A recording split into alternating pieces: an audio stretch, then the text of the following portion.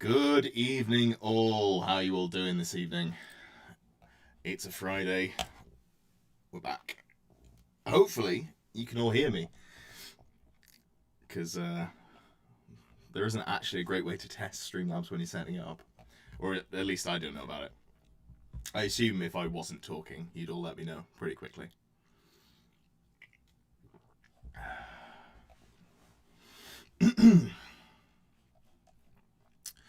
See, we've got Lee here. Good to see you, Lee. And Globo XX says, really hate Heralds of Darkness. I have good games with it. Wood says, hello, Mr. Robot. Is my voice... Oh, sounds weird. Okay. How about now? Do I sound better? Does that work? Gonna keep talking? I did... The fair city of Nottingham. Good to see you, Matt. I'm also in Nottingham. Do I sound better now? I have potentially toggled off one of the microphones.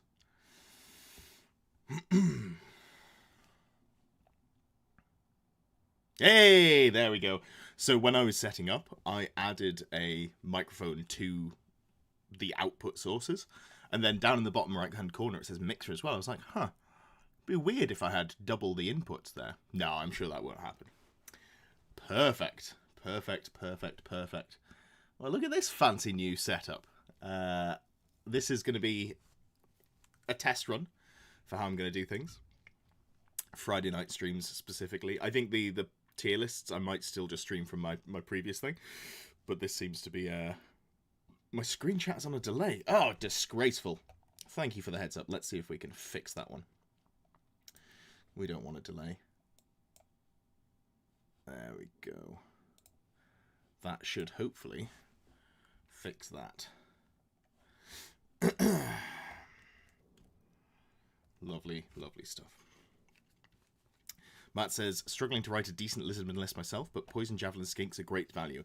Matt, there is a problem. I've been challenged for pick my list for the monthly battle report that the members vote on.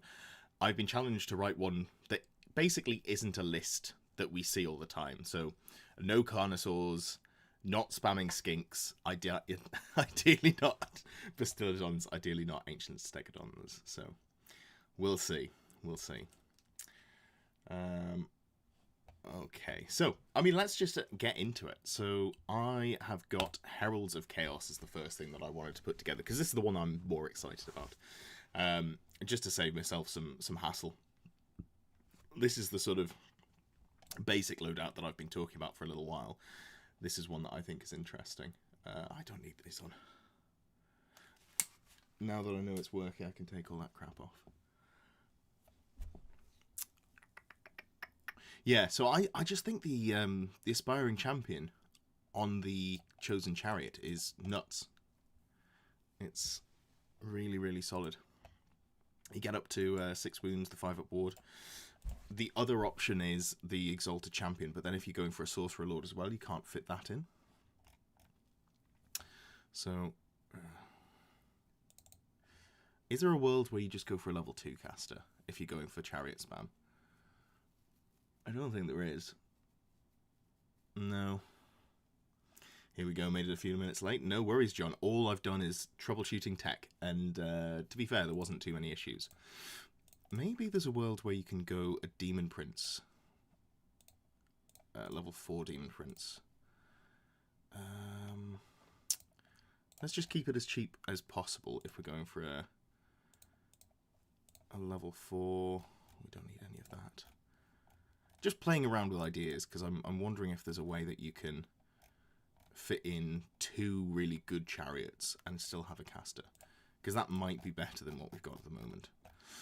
Right, 430 points is a little concerning in terms of how many points that leaves us with. So an Exalted Champion needs to be 235 points or less. That's probably not going to happen. In fact, that's definitely not going to happen. Existence says, question, how big will your Knight unit be, assuming they're Assault Bunker? Yeah, that's the obvious way to go. I've had a few people message me lists or just generally ping me and say, you should go for a Knight bus, which I think is probably the right choice. I just want to explore whether the Exalted Champions are worth doing. So, hold on. I'm so salty that you can't put a Sorcerer Lord on a Chosen Chariot. That would be genuinely incredible. Okay, not a Chosen Chariot. There we go. And then we're just going to go for a single Favourite of the Gods. And that's the sort of most bare bones we can go. 273 points. Alright. Alright, so we can't... Realistically, there's no way to get double Exalted Champion in. While also... Oh, wait, hold on. Can I just not do maths? Oh, I can't do maths. Okay. Oh, so maybe you can do this. Okay, this is more interesting to me, going for the Exalted Champions. They've got that Strength 5, they've got the better weapon skill, they've got the extra attack. Of course, seems to be the biggest conundrum. Yeah, so the thinking so far has been that you want to spend, what are they, 190 or 189 points? So just shy of... 380 points. 378 points goes onto Dragon Ogres, and then you've got to go 660 points into the core as well, which is 660 plus 378, so 1038. So you're not actually capped at 1,000 points if you go for the 6 Dragon Ogres, which is maybe wrong. There is another build that I'm kind of interested in sort of toying around with, but yeah, you're kind of capped at, what, 962? Which is a little harder to come by. Although maybe you just sacrifice going for the full 6 Dragon Ogres if the character setup is better. Because here, you could go... There's another 24 points. Is there anything particularly spicy that you could go in here? It's just shy of the Battle Standard Bearer. I don't think there's any way to shave points on the Demon Prince, is there? Meteoric Iron, Infernal Puppet Spell Familiar. I don't really want to go any cheaper there. In fact, I probably want to go for at least one Favourite of the Gods on that Demon Prince. So maybe that 19 points just gets eaten up in favours. Probably also go Demonology or Dark. Oh, and a Mark. Could go for a Mark. But then you've got to go... Okay, let's duplicate this. So this is Aspiring. Because I think if we just go with the version that seems obvious, because I've kind of been noodling around with it. So if we get rid of all the spicy stuff and maybe come back to that one. So we've got Sorcerer Lord, who is going to be Chaos Steed, because it's got to be cheap. Demonology, because it goes in the bunker. Magic items. Gonna want to get... It's all just down here, isn't it? Infernal Puppet Spell Familiar. I think you can get away with just going for that. That's as cheap as you want to go. Do you then want to go Enchanting Aura for Strikes Last? Let's compare 3 Dragon Ogres to an Exalted on Chosen Chariot. Yeah, so the problem is... You can go 3 Exalted, and you can go 3 Dragon Ogres, and you can go the Sorcerer Lord. So it's I'm not particularly... I'd rather make cuts on my units to get me there than have slightly better units and just have one less big hitter. I guess you could go like 3 and 2 Dragon Ogres, or just a big squad of 4, and then have a few more points to play around with, but I don't know. Yeah, let's just fill this out, and we'll go as bare bones as possible, and then we'll go from there. Level 4 unmarked. Aspiring Champion. Flail. I think the Flail's good because of countercharge. So you want to have the initiative. We're going Chosen Chariot. Going for a single Favour of the Gods because we're keeping it cheap. 218 points. So we're going for here 960 points. That puts us 2 points under where we could go. Yeah. So if we're going for the list that I was sort of toying around with, you go great weapons, heavy armor, and then you've got to pay 662 points to go into your core. So the obvious answer is a big ass brick of Chaos Knights. Because you're putting the Sorcerer Lord in there, I really like having the Vanguard banner. I don't think I mentioned this, like why I like it, but you can get into Dispel range on turn 1, which is really strong. So that's good, and they're going to be unmarked as well. So if we start off with 12, is there anything else that I want to put in? I don't hate just a naked chariot. This is fine. It's just not particularly exciting. Is there anything else? Or do you just go big? Just go a massive unit of Chaos Knights. The problem I have with the big Death Star units is, in theory, small units just run them ragged. Like what I think you want something to do with chaff. So not having a Ruby Ring of Ruin over here is a little concerning. I don't love that. But let's just play around with this. And then Warhounds, 2 units of Warhounds. And maybe just like buff this up to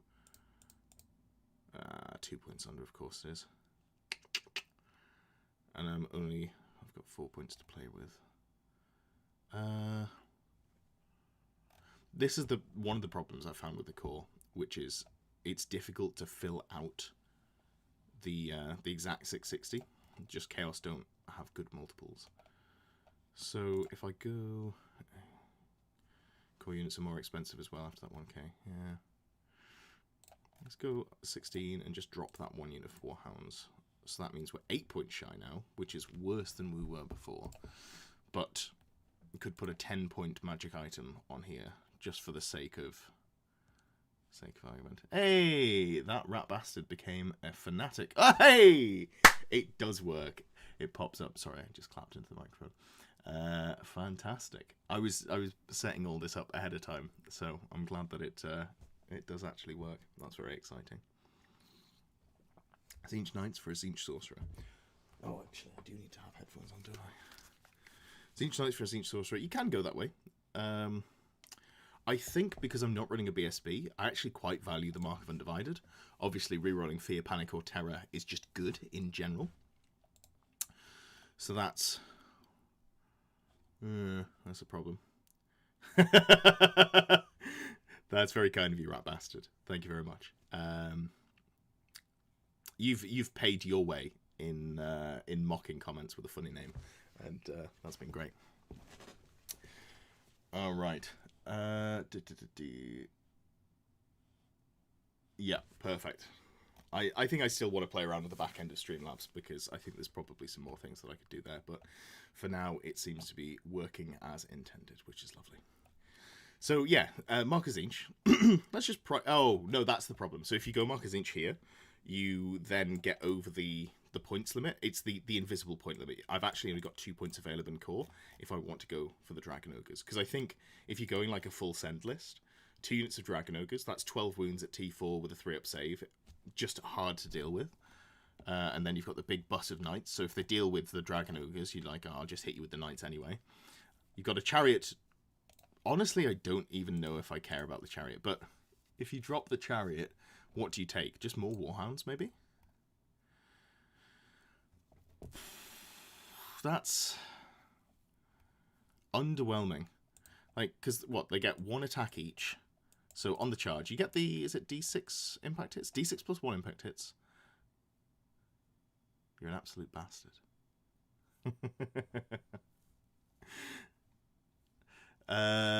Yeah. So here we've got 1 attack each on the charioteers, 1 attack each on the steed, and then you're really leaning on the impact hits. Still got first charge, which is good. Got close order, unit strength 5. So that has strength, but I don't know that I care about it. Maybe this just goes away. So let's remove it, because that seems to be maybe a sticking point. Horsemen with jabs. Do they do anything? Like, I appreciate the suggestions. I'm just not just shooting you down for no reason. So the javelins, the weapon skill, ballistic skill 3, right? Ugh, that's so sad. So you're going to be hitting on 5s most of the time, move and shoot, and they're just strength 3, no AP. I don't love them. I'll be honest, I don't love them. How many points are they though? They're 12 points per model. How much is a Goblin Wolf Rider? That's the real question. I feel like a Goblin Wolf Rider is in a similar sort of range. They've got more range on their short bows, but you can march and shoot. Yeah, maybe that's something to look at. I'm not in love with it, but it's potentially an option. Mike says MSU Knights. So MSU Knights are good in general for Chaos. The problem is that Heralds of Darkness, you have to have each unit that you have a mark on, you have to have a character with a mark, and vice versa, which is why I've gone basically unmarked entirely. Because if I went 3 units of 4 Mark of Khorne, that'd be great, but then I'd have to have 3 characters with Mark of Khorne. I'm less excited about having the Aspiring Champions with Khorne. Especially because it's only going to apply to them, it's not going to apply to the Chariot as well. So I get the downside of having to charge, and for 10 points I get +1 attack, and I have to overrun, which doesn't feel great. Is there anything else in here? Didn't say it was a good idea, but given you're not taking Mark of Khorne Flail Horseman. That's fair, yeah. Like, we got to go through all the options, right? We've got to go through the options. So I think... to go with the Tzeentch Sorcerer. So they again, this here, it says 40 points available. Read that as 2 points available, because you've got to go 660 points here, which means that the 378 points here almost cap you. They over 1,000 point cap you, so you've got less than 1,000 points to spend on characters. Because I'm pretty married to the double unit of Dragon Ogres. I think they're really good in this meta. They've got a good toughness, high density of wounds. They hit hard. They've got stomp attacks and great weapon attacks. They are just, they're not large targets. They're not fast. They're only 7-inch move, which is aggressively fine, but it's whatever. They've got leadership 8, but they've also got the... oh, they don't have mark. I just assumed that they... oh no, they're immune to psychology. There we go. I knew that I didn't see them running away very much from panic. Maybe. Okay, so let's just go... because I think if I'm doing this, I'm not super in love with the Chariots. Let's just go... 2 points over, of course we are. And I can't drop. Right. If I go like this, and I go a third squad of Warhounds, and then I go... there's 1 with Vanguard, and there's 2 without. That is technically a legal list, and there's a big boss of 18 Chaos Knights. That doesn't feel amazing. I'm going to be honest. That doesn't feel amazing. I think it's too big. Let's go like this. I think at this point, I'm just putting the Chariot back in, right? That's just the obvious answer. So I'm 8 points below what I need to be. So remove this. Give this one Vanguard. And then I guess I go up to a 15th. Just 2 points missing, which is the exact issue I had before. Yeah, of course. I mean, you want the Brazen Collar. I don't know why I haven't put this on already, so this changes the points around. Is there anything else that I want to fit in here? I'm 11 points missing. It's always so awkward in Heralds. Like, the core points are such a pain in the backside.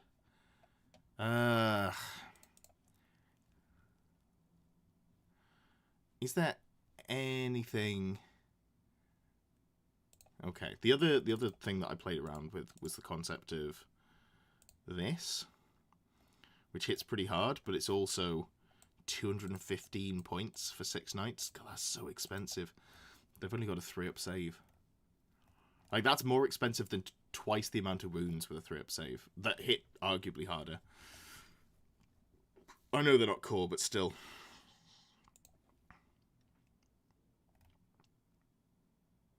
There's just no good way to tweak them. I think I might have to go down to 13 add... What we got? If going for Battle Lust, Marker Corn is less impactful. Yeah, I was planning on going Demonology, specifically for Demonic Vessel? Yeah, Vessel. +1 to Strength Attacks and AP. Obviously, Battle Lust is great. This is better for, like, grinding combats, and it's a self-range enchantment. Whereas Battle Lust, if you get stuck in a long combat, you can't cast Battle Lust on yourself, because it's a spell with a range, which is a little bit of a bugger. And then you've also got Demonic Vigor, which is fine. +1 to Toughness and Initiative is okay. It falls off at the end of the turn is the problem. If it was... You said the core would be the real conundrum existence. You're absolutely right. Yeah, that was the problem that I was struggling with. Like, initially, it's hard to find something that I've fallen in love with. The problem is I'm so married to these 2 units of Dragon Ogres. But they're so good. I haven't even got Enchanting Aura in here, like First Strikes Last. Which might hurt me. Initiative 4. Eh. I mean... I don't think it's tooled up enough to win a combat against a dragon. I think if I'm going for the bus, do I maybe want to go... Like, if I'm going for the full bus, do I maybe go more points into it? God, I hate that. Like, character points, I mean. I don't like it. Alright, let's just try and wrap this version of it up. Okay, Ratmaster says, quick question. I'm really interested in the idea. Is the best place to make one? Is there better? But okay, so if you want to make a chariot list, so the reason I really like this list is because we have Chosen Chariots here, and Chosen Chariots specifically have countercharge, which I think is nuts on a chariot. This list doesn't play super well into dragons, but we're at this sort of lowest point for dragon play rate because of all the poison shooting, right? If you get charged in the front arc by enemy knights or anything that would typically outrange you, which is the big problem that you normally have when you're playing a chariot list, you will get countercharge. You'll then hit them with, you know, impact hits as long as you roll a 3+, or like a 2+ on the D3+1 for the amount of distance that you countercharge forwards. And then you get the initiative as well. You've got a base initiative 4, which is pretty good. So you're going to be initiative 6 to 8, I guess. No, 6 to 7, because you can only cap at +3. So that's what I really like about this. I think normally a chariot list falls down on that basis. But you could probably have a look at Orcs and Goblins. Wooter and Matt Simon both say Tomb Kings. Yeah, that's fair. Nomadic Waaagh. I really like the chariots in Orcs and Goblins because they're tough. If I'm thinking a chariot list, I'm thinking beefy, like heavy chariots. So it's a very different sort of list building style. The Tomb King's chariots are survivable through, I guess, wound count and regen, which is fine, but it's not like a list I love. Let's just have a quick noodle around though, because I'm not married to just making lists in one. Given that I thought I'd have more tech issues than this, I wanted to go just a little bit more, a little bit less structured, we'll say. Okay, so let's start here. Minimum of 1 skeleton chariots. All right, you know what I need to do? I need to pull up the rules for good old Royal Host.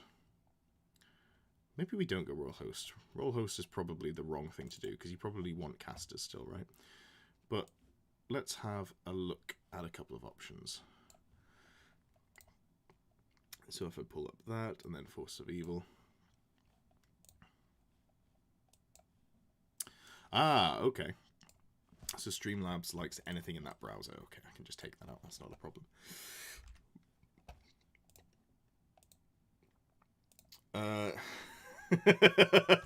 Existence says, do Tomb King chariots hit like a wet noodle, though? They do. Woot has a good point. Lots of chariots and beastmen. That's maybe a shout. We can look at that as well.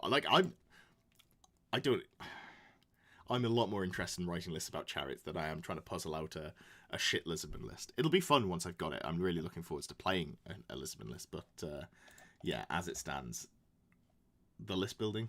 Let's get into it. So Royal Hosts, you can have 0 to 1 Tomb Guard Chariots as core, and you can have 1+ Chariots. So Royal Host, you can go pure Chariots. Let's just have a quick look at the normal Tomb King composition. You can have Chariots and core as well. Okay. Tomb Guard Chariots do hit a bit harder. Yeah, that's 100%. They don't go... They're not any tankier is the issue. Let's have a quick look at these here. Oh, and they're in units of 3+. Interesting. That's fine. I'd be taking them in units of 3+ anyway. But, right. So the Tomb Guard, you've got 1 attack each at strength 4. You've got a halberd, I think. Yeah, you've got a halberd. And you've got a 4-up save. Oh, you are a little bit tankier as well. Still only 3 wounds, and you still like cavalry, and you've got D3 + 1 impact hits. What's the normal chariot? I think they've got the same. Oh, they've got D3 impact hits, and they're absolutely pants in combat. 1 attack, weapon skill 3. Weapon skill 3, that's higher than I thought. Strength 3 with a cavalry spear. Yeah, so you're getting +2 strength. I think a pip of weapon skill as well. Yeah, slightly better save for Tomb Guard.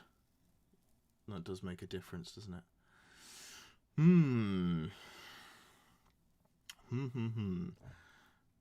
Do we want to go Royal Host then? Because you lose out on casters. But casters, you can take Elementalism, which would be good. Necromancy and Illusion, which would both be bad. Oh, God. Got the hiccups. Let's try a Royal Host list. 50 mil wide. Alright, I'm gonna...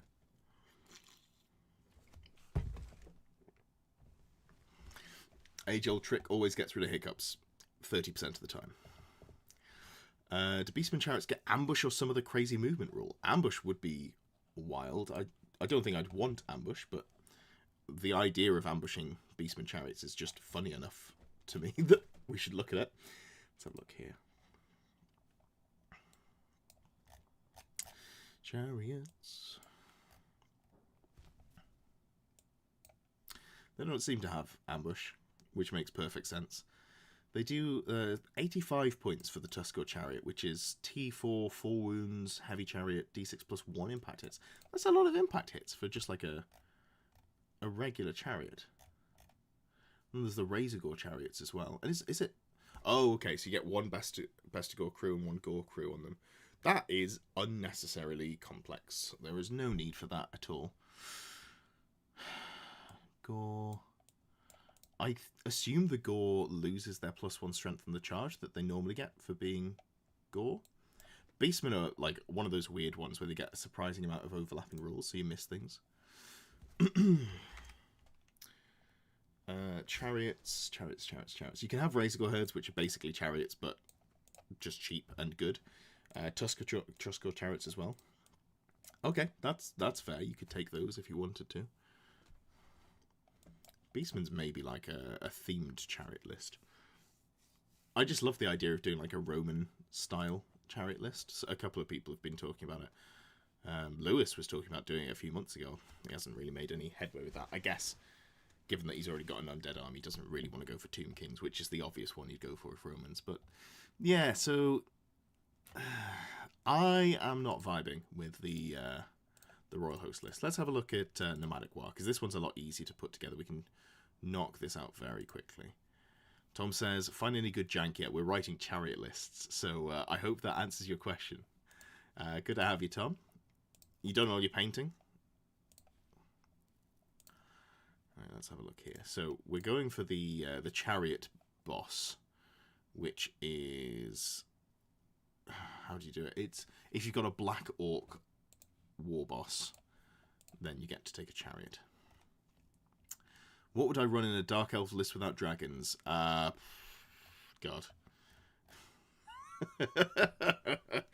Oh, it's not a good list of things. Like, there's not a list of, like, I'm not going to write a list and be really, really jazzed about it, that's for sure. I guess you just go really heavy on Battle Magic Pillar and try and win through that and then play Avoidance. I think if you're not taking one dragon with Dark Elves, you're going to struggle to win games competitively, unfortunately. Glad to see you finished, Tom. It's you've got a whole, like, 14 hours to spare before the event starts. So, hey, Ginger Steve. What are we doing here? Breaking the game again to overcompensate against Richie's win-loss ratio against you? Come on, man, it's all about Saurus. Oh no. So in my twiddle in the back end, I guess I've picked a Welsh text to speech. Fantastic. Love to see that. Yeah. Breaking the game to overcompensate for Richie's win-loss, yeah. I wonder if I could beat him with Saurus. Alright, I'll knock out this, because I do need to write a Lizardmen list. I'll knock out, we'll have a look at just some, one of the things that I was thinking about for Lizardmen, which I think is bad, but is worth at least playing around with, is what if you just go loads of foot infantry, and you go, you're just going to have to, deal with getting points from my many attack foot infantry. Maybe there's something there. Existence says that was a bit loud and more than a little Welsh. Yeah, I guess I'll need to tweak those settings. That's a fun one. In fact, let me just see if I can do that while we're sat here. But yeah, I will. I'll put together. Yeah, let's put together a nomadic Waaagh list. So I really like the concept of just going full chariots if you're going for a nomadic Waaagh. So the easy thing to do is you go great weapon and then rare. When I'm writing lists, I typically write lists for like the square-based packs where you can run. If you can run something in core, that takes it outside of the rule of 3. So you can run 3 and then additional in core because you've got rule of 6 for core. So, your mileage may vary, but I'm looking at, so far, 4 Black Orc Chariots. Text-to-speech from S4C. I don't know that acronym. I thought it was StarCraft at a glance, but I guess not.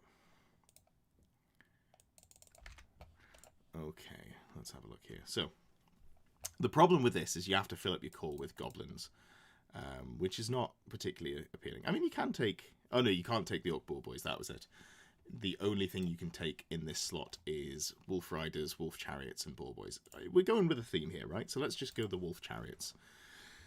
You don't want to go for the giant wolves. You do want to go for a few so you can get some combat in. Maybe we'll go units of 2. Let's try that. So we'll go 3 units of 2, or maybe 2, 2, 3. Ah, the Welsh channel. Hey, there we go. I'm a little bit Welsh. Not very, a little bit. Welsh channel 4. I think an 8th Welsh on both sides of my family, which means that I am an 8th Welsh. Massive, massive Welsh connection coming through. You can tell from the accent. 4 involves you changing pitch like you can sing at rugby. Ah, I see. Wolf Chariot characters inside of Wolf units with close order. That's an interesting thought, actually, because I was just thinking about the war bosses, but you can deliver characters pretty quickly. Give them Poison Banner in the hat. I don't know about the Poison Banner. I think that you need like more volume. And also, I think this is a full send list, Tom. I think we're just going, if we're going for violence, we're going for violence. So, let's start off with, the frontage on this army is going to be massive. So you may struggle to actually play it. What you'll probably need to do is do like 2 separate waves. So you've got all of the Goblin Wolf Chariots at the front, and then you've got the Black Orc Chariots behind. The reason for that is a Goblin Wolf Chariot has a massive movement 9 and Swift Stride, so it goes real fast, whereas the Black Orc Chariots have a slow movement 7 and no Swift Stride. But they hit much harder, and they are much tougher, so that's the... Matt says go for violence. Hell yeah, Matt. Hell yeah. You mentioned in chat earlier, Matt, that you're from Nottingham. Do you ever get down to the TSN events? Rob, the Honest Wargamer, the ones that he puts on. If I have met you, and I just don't recognise the surname, my apologies. Right, what are we doing here? I keep distracting myself. Yeah, that was it. So we need some characters. So we need at least one level 4, who we're going to go... What are we looking for? We probably want to go just lore familiar, I think. We go Waaagh magic. And the whole point of this is that this character is going to be picking up the spell that increases your range. Here we go. Yeah, increase charge range by 3 and plus D3 modifier. So that gives you 9, 12, 18, 21-inch charge range. Matt says he's booked in for the 27th for AOS. Yeah, hell yeah. I won't be there, funny enough, but I'm also trying to get in for some of those Christmas ones. Try practicing a lead belt. I don't go to lead belt anymore on account of them having, allegedly, a nonce on staff. Allegedly, in a video game.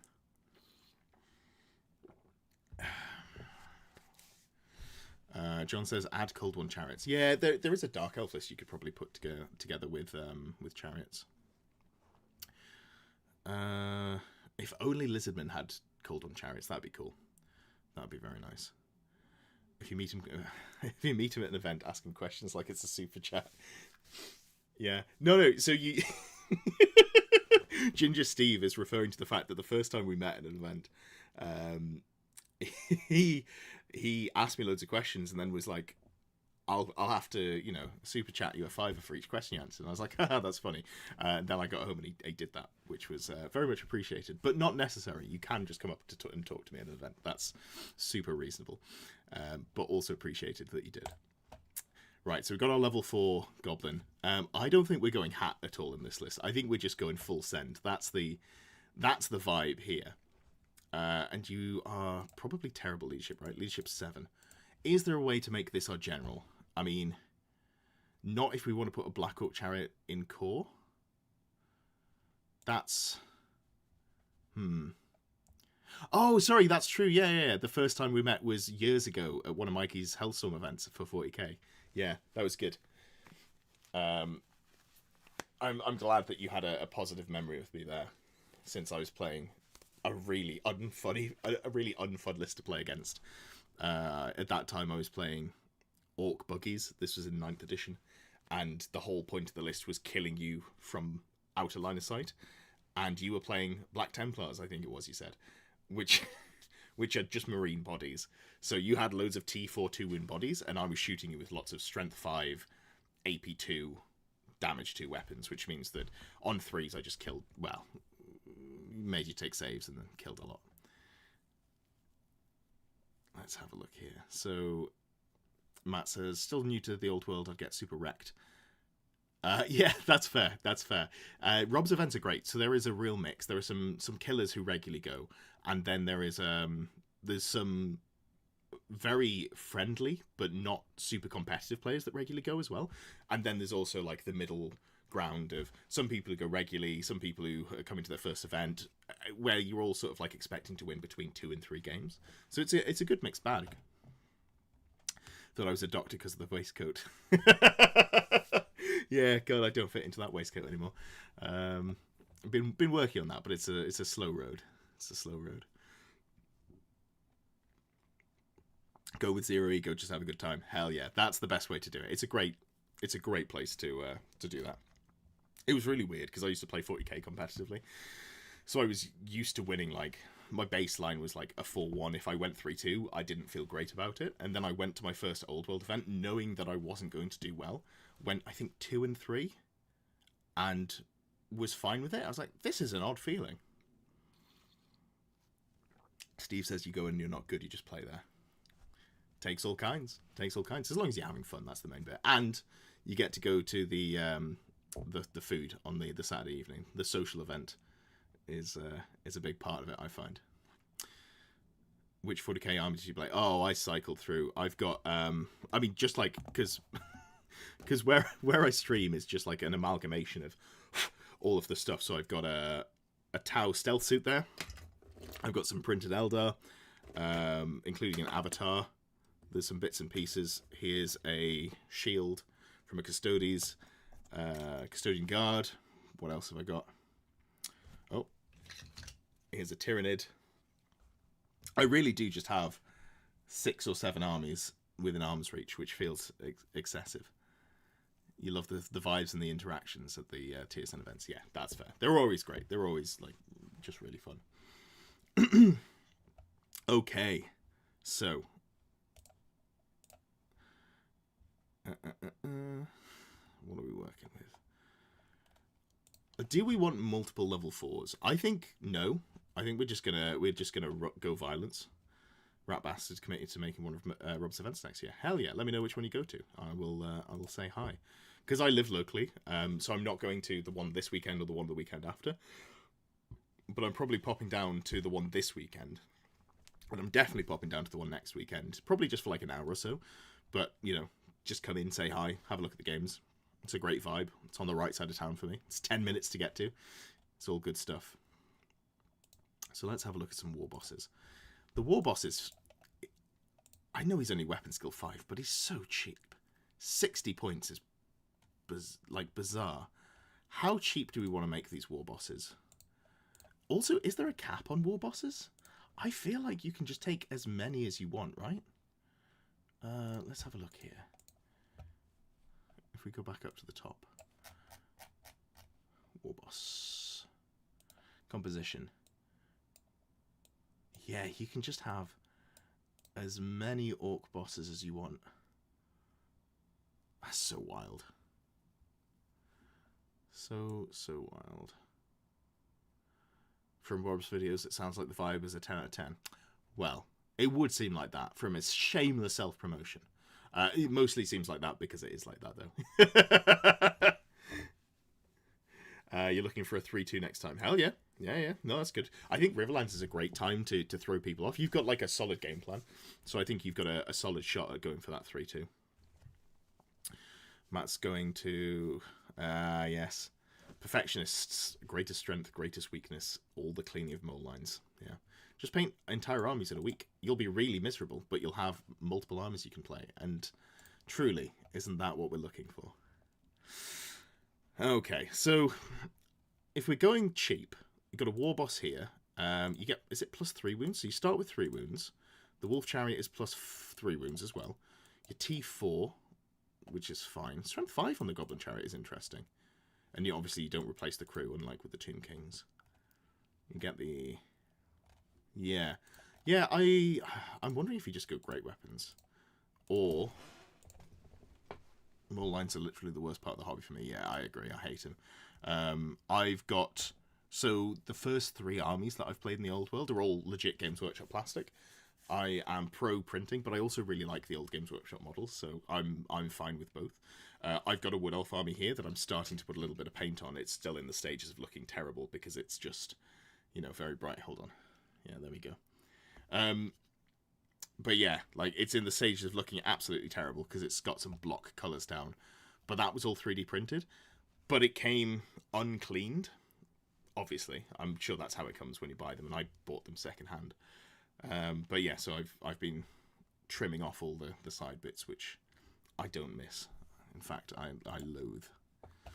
Okay, so let's start off with... I think we just go with this, and it's the Wolf Chariot's only a 5-up save, right? Yeah, it's a 5-up save. So you've got 6 wounds at T4 with a 5-up save. It's not amazing, but it's also really hard to chew through, and it's 117 points.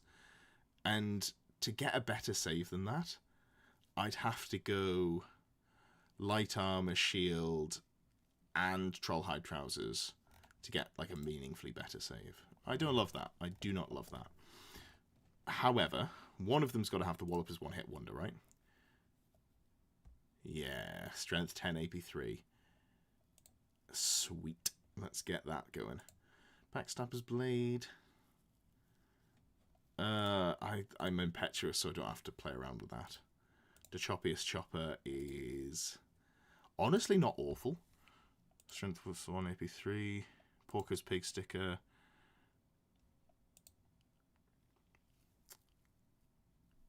You love building the Games Workshop models, including the mole lines, but you've got so much stuff in the hobby space and buying out your house. Yeah, how's that going, by the way? I know you're very much in the packed up step. I think we're going cheeky here. We're going to go Paymaster's Coin. If we're paying for a 15.1 use magic weapon, we're going to hit them hard. Just piles of stuff at the moment. Fair? Fair. Rather than you than me, bud. Yeah, rather you than me. We can easily fit another war boss in here, so let's do that. Is there anything else that we need? Solicitor Land. Oh, that sounds fun. John says piles of potential. I like that, because I've been buying stuff that I know that I'm going to want down the line for Old World. I've been calling it piles of potential. Like, I bought some cold ones, and then 3 months later I used them. I bought a Demon Prince for wings. I've got a Demon Prince just in box. You know, bits and pieces like that. I've been calling my pile of potential. I typically buy models just to finish off an army, so it's... I don't usually have issues with them. Right. We've got about 187 points left. What do you put in? Is that... That's not 2 chariots, but we could make it 2 chariots. Should we just go, like, some frenzied chariots as well? And just go real weight numbers. 101 points. Duplicate. I'd have to shave 15 points here. Oh, you don't need a great weapon. That's fine. So I need to shave 11 points. Black Oak boss not mounted. He's on a Black Oak Chariot, although I hadn't given them great weapons, so thank you for pointing that out. I feel like if I'm going for this guy, it probably needs to be... Let's just go triple save, right? Or, actually, do we even need to go? Yeah, screw it. Let's just juice this guy to the 9s. Unless we go Ogre Blade.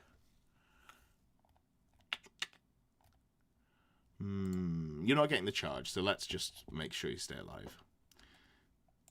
Okay, so now I need to shave points. At which point we just shave one of these Boar Chariots, right? And then we've got some points here. Haven't even started building a couple of 100 old 6th. Yeah, nope, fair. Working slowly through the warriors. I've got loads of Warriors of Chaos. I've got... I think something like 40 foot warriors, mostly with halberds. All halberds being spears or lances from the old Warrior of Chaos knights list. Then I've got 10, I think, knights. And I've got some characters as well. But, like, that's not an appealing army at the moment. Matt says, why would you not go triple save? You could go ward save here and also Ogre Blade, and that would give you a 2-up, 5-up. And you also get, I think it's 4 wounds from the Black Oak Chariot. Yeah. So you get 4 wounds here, your T5 natively. So you get up to 7 wounds. That's pretty good. Ogre Blade, you hit hard. I think we're just going to go violence. He needs a weapon, though. He needs a great weapon. Yes. So, this chap could probably do with the Ruby Ring of Ruin. Because this list is going to really suffer if it comes up against anything that's going to cause it speed bump issues. I think that Paymaster's Coin has to go away. That's a little bit sad.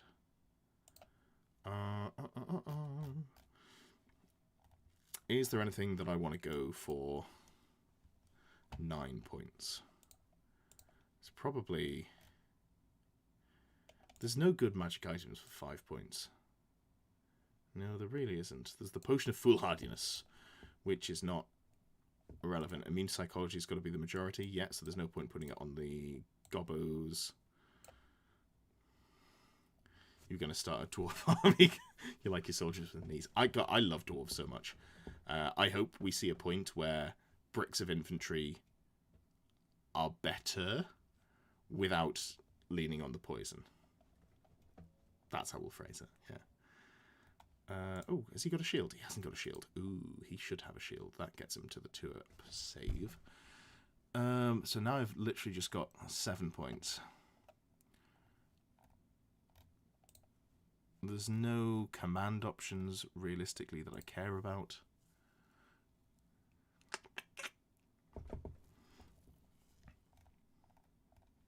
It's just an awkward amount. I feel like 7 points is too many to leave. Alright. Just for the sake of it. Oops. Just for the sake of it, we'll go... Potion of Foolhardiness, then. There we go. just tweak the size. Triple save seems kind of unsporting. Yeah, kind of, I guess. But like when you're playing competitive, it's just one of the things you're gonna have to deal with. I wouldn't be upset to see triple save go away on tanky models. As much as I like playing tanky stuff, it just skews the game maths-wise in a difficult way. All right, I did promise. You came in here looking for Saurus. I was thinking of a list where you just go loads of foot infantry. And what does that look like? Well, it looks like Temple Guard. I think Temple Guard are interesting. Whoa, not 60. I really was not trying to type 60 there. So we're going full command, and we're going to go... Hey, Matt, this is going to be a very different Lizardmen list. In fact, if we were to put together, just very quickly, a Lizardmen list for you, because you said you were struggling to make a good list, this is roughly what you'd go. So if we just go... My Lizardmen expert, my man on the inside, who I think is travelling back to the country currently, so it'd be good to have you back with us, Pip. I like scouts on a couple of these, and we just go...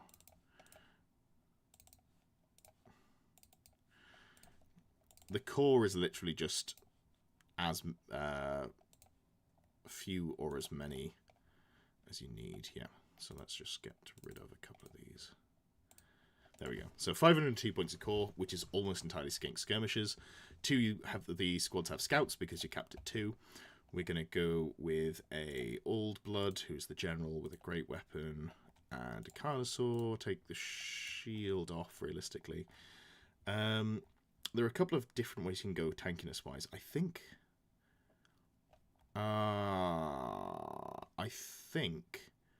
what we'll probably do... I like the Armor of Destiny is interesting to me because it gives you a 4-up ward. But on the flip side, I think it's better to just go for the... where's he gone? The Glyph Necklace, which is a 5-up ward and magic resist 2. And then also the 3-up save as well. But you could go Armor of Destiny if you wanted to, so Silver Steel. We don't need shield here. Great weapon. So you've got a 3-up, 5-up, and a magic resist 2. This is solid. Then we're going the Scar Veteran, which is very similar. Carno, and then we're going Talisman of Protection and Meteoric Iron, and that's a good loadout because it takes you up to the 50. Triple Bastillodon Laser Time. I kind of asked Cameron if that would fly, and he said he'd seen it before, which is fine. So we're going to go something different. Blade of Snooki is excellent. Yeah, they are. But if you look at an Old Blood, you got 5 attacks. You get a 6th attack with your Furious Charge. Your Carnosaur is 4 attacks at Strength 7, AP 2. It's got 2 Stomp attacks. So for the points, for 400 points or 314 for the slightly worse version, you can just go defenses and still deal with most things. Obviously, you're not going to win against like a beefed up dragon, although you might do, because the Carnosaur is really good against large things. What's it got? There's a special rule that has. I don't think it's Blood Frenzy. No, so it gets Frenzy after you do a wound, which is the worst time to get Frenzy. It means that you always overrun, so that does suck. There we go. So yeah, oh, you're actually AP3, and you get multiple wounds D3 against behemoths. Or against monsters, but it's usually going to be behemoths. So then, the rest of your list, you probably want to go, like, this is the sort of loadout that Pip would go, and he knows more about the army than I would. So, it's literally just Priest, level 2, Ancient of the Gods. Did I give this Ancient of the Gods?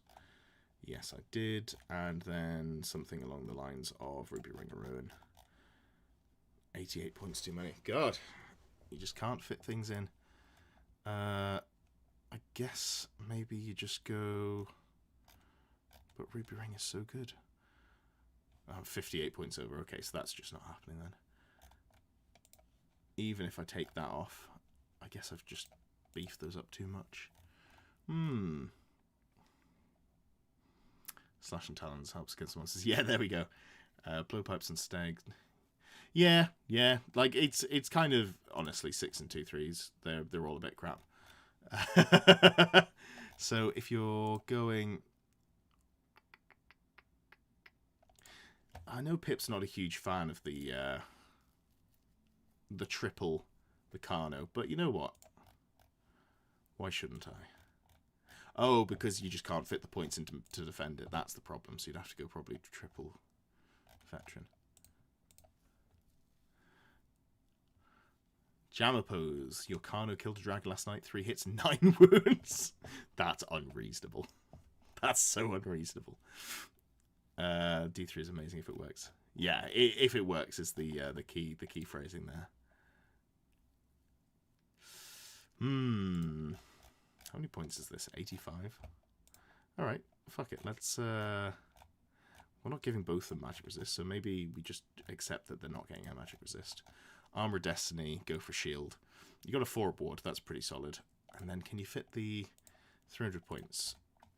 What if we go for the Stegodon and the Engine of the Gods here? 15 points too many. God, that's so sad. It's just almost impossible to fit in. I know, it sounds a little... yeah. Alright, let's just try and fit in the third one. So if we're going a Scar Veteran, Carnosaur, Shield, Great Weapon, 34 points available, so it's just not quite enough. Because you want to go for the Glyph Necklace, which is just too expensive. Is there any way to make it work?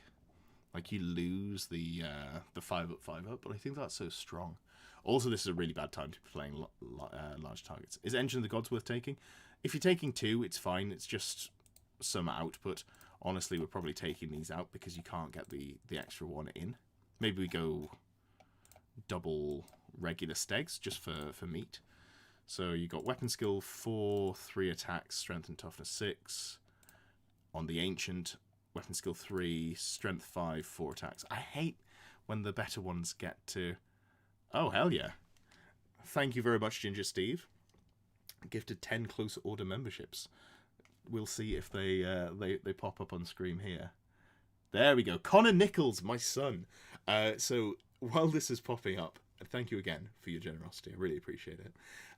So Connor is a member of my team, 6++, and he messaged me last night to let me know that his dad has been watching. Hi, Connor's dad, if you see this. The reason that's funny is I saw a picture of Connor before I met him in real life, and I was like, that looks like me 10 years ago.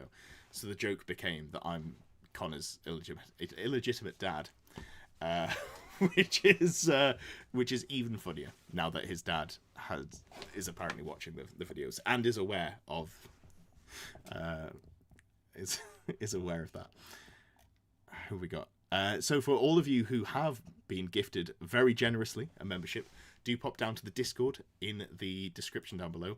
Ping me in the needs role section. I will apply your role. That will unlock the members VIP. You can vote on, various bits and pieces. It's all good stuff there.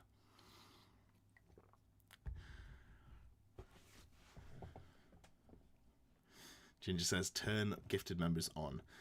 Yeah, that's something I should look into because that does come up a lot, doesn't it? In the YouTube settings. Worth having. Matt says 2 Engines of the Gods is quite a price commitment, though. It is. Yeah, it definitely is. A lot of the problem I have with Lizardmen is you're like, okay, well, I could do other stuff, but what can I do that's better? That's kind of the issue that I come into. But basically, you're going sort of probably 2 set veterans, so let's just drop this, and then you're filling the rest of your points with stuff. So if I'm playing like a more standard list, I might be going something like a couple of solar engines and a couple of regular stegs. Is that? Yeah. And this is like roughly it, I think. And then we just go back to the better loadout defensively, which was Talisman. No, it wasn't Talisman. It was Glyph Necklace and Armor Silvered Steel, and we drop the shield. And then you've got 5 points to do something with. The main problem is they have no real rules. Yeah, I'm really hoping that down the line they get actual rolls. Basically, that is something I'm hoping for. But yeah, so this is basically the sort of standard list you go for. A couple of fighty characters, the minimum Saurus warriors. I really like Shield Wall. Just being able to tie a unit up is really strong. Skink skirmishers, and then you kind of just flavour to taste. Here we've gone for 4 more big beefy wound sinks, which have, you know, moderate damage at range, moderate damage in combat. Alternatively, Pterodons. Pterodons are surprisingly good at scaring lone characters. We're not seeing a lot of lone casters at the moment. The reason for that is just Pillar of Fire exists.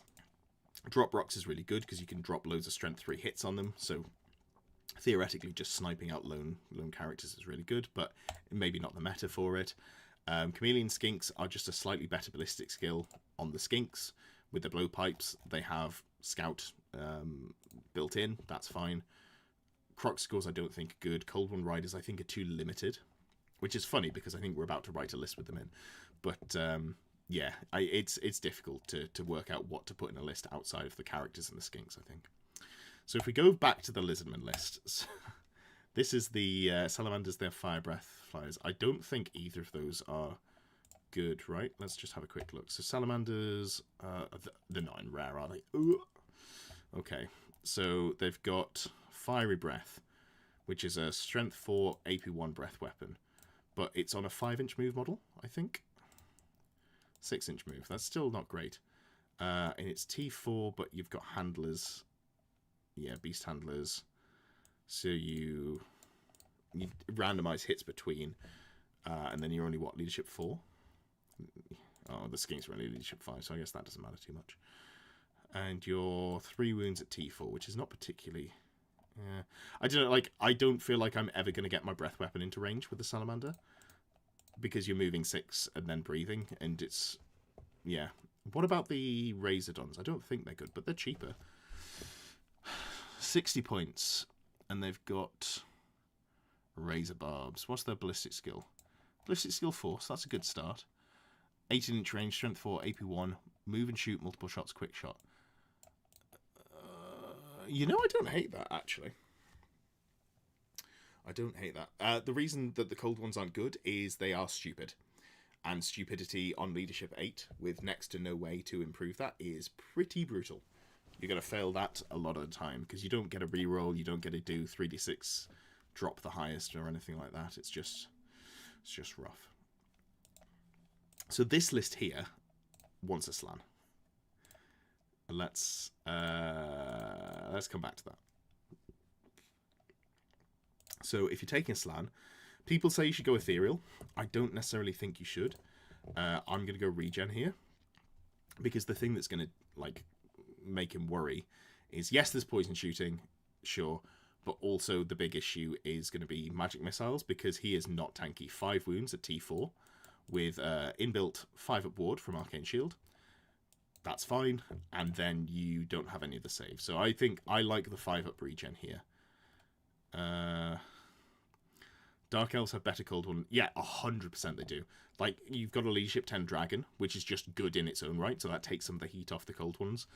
But then you just go, I'm going to be defending the cold ones with, or like, I'm always going to be passing the leadership, or I'm going to be passing it more often than not. I think you've got like a 1 in 18, is it? No, it's a 1 in 12 chance to fail the leadership test. So basically, every, like, at a tournament, you probably fail 1 stupidity test, or like 3 stupidity tests across the event, which is fine. Slans are so bad. Yeah, they are, but I think for this build, they kind of work, because what we're doing here is we're going to be always within range of the Temple Guard to pass off hits if we need to, which is the reason that despite it being a bit of a Death Star, I'm not going to give them the magic resist, because it doesn't feel super worthwhile. Your opponent's just going to cast spells on the Slan, and then the Temple Guard don't get to do anything. Maybe we come back to that, though, actually. You know what, let's just start off with the Spectre Axe, because not being Miasmic Miraged or similar is probably good. Cold-Blooded Banner also helps. Yeah, I started off by running that, and then I swapped over to the Banner of Harganeth, because the Banner of Harganeth is so good. That's another big thing. Like, Cold One Knights for Dark Elves can just pump out loads of Strength 4 AP1 hits, half of them or more than half of them with Armor Bane, which is, really spicy. Okay. So the Slan, I think all we want to do is go Talisman of Protection. No, not Talisman, because you got a 5-up ward already. Ruby Ring and... Where are you? Lord Familiar. My mouse was on it already. The Slan has 1 attack also. That's fine. I mean, it's weird to look at, but I don't really mind. If it ends up in combat, it's all gone wrong. So 380 points for a caster that is hard to keep alive. That's a lot more than I want to pay for it. Here, we're going Saurus Warriors. Like, you've just got loads of attacks. 2 attacks each at strength 4 AP 1. I don't think you bother doing anything else with them. So 2 units of these. So this is sort of like the baseline and just going loads of models. What's my thought on high magic? I don't love it. Let's just go through it line by line and I'll show you. So drain magic remains in play if you're within 24 inches. Increase the spell's casting value by 2. For this to take effect, your opponent's got to be in range. So they have a chance to dispel it and then dispel it at the start of their turn. Or you cast it outside of the range and you use it as like a defensive bubble, which is fine, but they can probably get an angle where you haven't bubbled your entire army. Otherwise, your cast is right on the front lines, which just isn't good. Is the most front model outside of everything else, because otherwise someone's going to be able to get in range for you. So either it doesn't work or it gets dispelled. So I don't think the signature spell's good. And also, you don't have great signature spells for Lizardmen. They have an okay spell. It's fine. Warp Between Worlds, this is the main thing you'd go for. You'd give them Ethereal, right? And that gives you a little bit of flexibility in that you can use it to keep alive against all the poison shooting, basically, because there's no way to get magic shooting on that. Fiery Convocation, it's cast on a 10, so it's already high as a magic missile, which I don't love. It's a 5-inch blast template, and then it always scatters. Although I guess if you roll the hit, it stays still. And then it's a strength 4 AP2 hit. So this is fine, but this is probably not the meta for it, I say, as we start seeing massive units. Yeah, like, I'm not in love with this. This is a little less reliable than I like. What's the counter? Nandays. I just had to put a timer on it, otherwise it didn't work. Lee, you don't have to apologise for not being here, but it is good to have you. High magic, high casting values. Did you make a White Lines focus list yet? Oh, I've forgotten that I promised that. I got excited about other things. This is why Old World's so good. Like, there's just so much fun to be had with casting spells. Jammer says Drain Magic is such a useless spell. Yeah, floor design, they didn't understand it. Yep, that's absolutely right. Yeah, so we've got Warp Between Worlds is good, but again, casting on a 10, a little bit risky when your entire game plan is staying alive, hinges on that. Fiery Convocation, again, cast on a 10, lower range for a magic missile. Scatter, good output though, otherwise. Although you're then risking being hit, so you've got to do 4-ups if you're not wholly covered. Tempest, which is a small blast, which doesn't move and is dangerous terrain. This is amazing for Fnatic countering. And other than that, it's fine, I think. You can kind of shut down Chariot armies that we were just building. That's the answer. That's the answer. Now I'm still confused. Oh, it's just... Yeah, it's just if you put like a high enough number on the counter, all it does is give you an error, basically. I didn't want to put it so that it was looking like we were trying to hit within a certain amount of days. I just wanted to have some sort of tracker on screen, which hasn't updated, interestingly. That's fun. See if I can fix that one while we're here.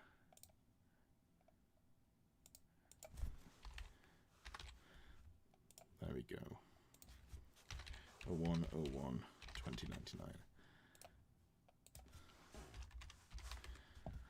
So yeah, Corporeal Unmaking. This is an okay... Honestly, this is an okay assailment. It's got a low casting value. D3 strength 5 hits is not as high as I'd like, but it's no armor or regen. This is like something I'd play around if I wanted to do some sort of Swordmaster brick, which I kind of vibe with. I just don't know if I want to put myself through that pain. I guess it goes with the White Lion brick, so maybe we'll get to that. Fury of Cain, +1 extra attacks +1. This is good because this is also going on mounts. So cold ones specifically, this really likes. And then Shield of Sapphire is a 5-up ward that turns off other enchantments, so you have to sequence correctly, which is fine, but it does make the risk of miscast a little worse. It's cast at a 9, which is not bad for a ward save. It's an 18-inch range, which is good, and it's until end of turn, so it's only if you're going to be charging in. You can't use it defensively, which sucks. Corporeal Unmaking, you wouldn't want to slan or skink in combat anyway. Yeah, so this is more if you're thinking about like high elves or something like that. I was wondering if there was a world I'd take high magic on a wood elf caster, but just the current Pillar of Fire spam is so strong, and you get reserve move anyway, that I don't think you need to worry about it. Alright, okay. So, this is kind of where I got up to. I want a Skink Priest. It doesn't have to be a high level caster. I guess you go Illusion. Let's go level 2 Illusion. Because just being able to go Glimmering Robes, casting it on a 6, you're more likely to be dispelled than not, but it is what it is. -1 to hit against you, which is pretty nice. Slan here, we're probably going Elementalism realistically. Yeah, so the Skink Priest is going to join the Temple Guard, and this lets you cast through the Skink once per turn, and that means that you can more reliably chuck out a Plague of Rust, which is quite important for the damage of this.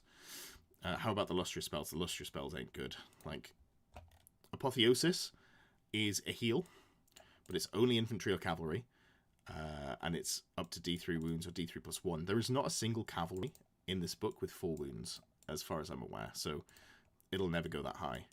You give them Terror, if they already have Fear, sure. Monsoon, this is a 5-inch blast template that doesn't, no it does move, D6 in a random direction, becomes drenched, -1 to hit, or you potentially turn off some War Machine shooting, but it's random move.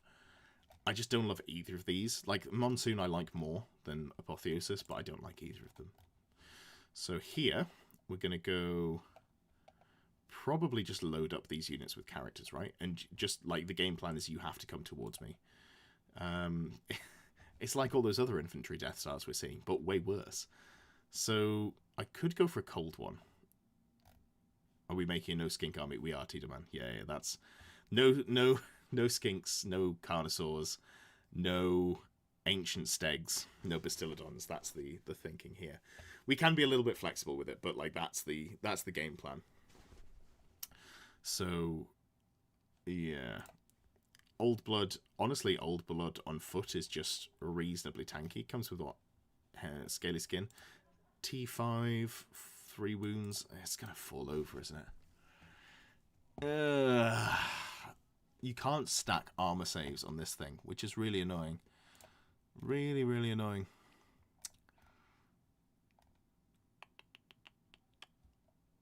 I guess we're going to go... Okay, so we can go... Give it a ward save, right? The Glyph Necklace. We'll go like that. And then the Blade of Tanuki is too expensive, isn't it? Do we care? I could take this with an armor save. That would get me up to a 4-up. Monsoon is great since it blocks line of sight. It would be if the spell didn't move. It moves in a random direction, so you can't do much about it. Yeah, a bunch of Initiative 1 infantry, let's go. Yeah, that's pretty much it. That's pretty much it. You're going for great weapons because initiative is generally low anyway. Yeah, I'm a great weapon enjoyer. I typically skew more towards keeping things cheap and going for great weapons. They're just fantastic. +2 strength, +2 AP, Armor Bane is good. Your strength 5, so it gets you up to strength 7. You've got 5 attacks on the and Furious Charge. You're never getting the charge because you're on foot. But just 5 attacks. Weapon skill 6 isn't the best, so maybe we look at Paymaster's Coin or something like that. But that's really good. I think you're capped... weirdly, I think Old Bloods and Priests are capped the same. So you've got to go Scarvets here. Because we probably just want to fill out the front rank of our infantry with great weapon characters, because that's how we keep like that's how we do something with them, right? So we go Talisman on this one, yeah, and then if we duplicate, take off the Talisman, go Meteoric Iron. Is that going to work? They've only got 2 wounds, right? Oh, that's so bad. They'd have to all go in the same unit, otherwise they're just going to die. A great weapon enjoyer is a great coat. Yeah, hell yeah it is. Hell yeah it is. All right. Yeah. So like, this is something. Item Venom of the Firefly. Isn't that skinks only? Question mark. Venom of the Firefly frog. Poison and flaming. Ugh, flaming is terrible. Poison is fine, but when you've got a good strength, you're kind of leaning on that less. Poison is incredible if you've got high volume of low quality. Like, AP is good to have, but you don't care too much because there are other ways to get AP, such as through elementalism. Yeah, so this is kind of where I'm at the moment. Like, this unit's probably too small. Even though it's going to have a 5-up ward, it's still going to get shot off the board. There is a way to help with that. Just this giving them -1 to be shot is...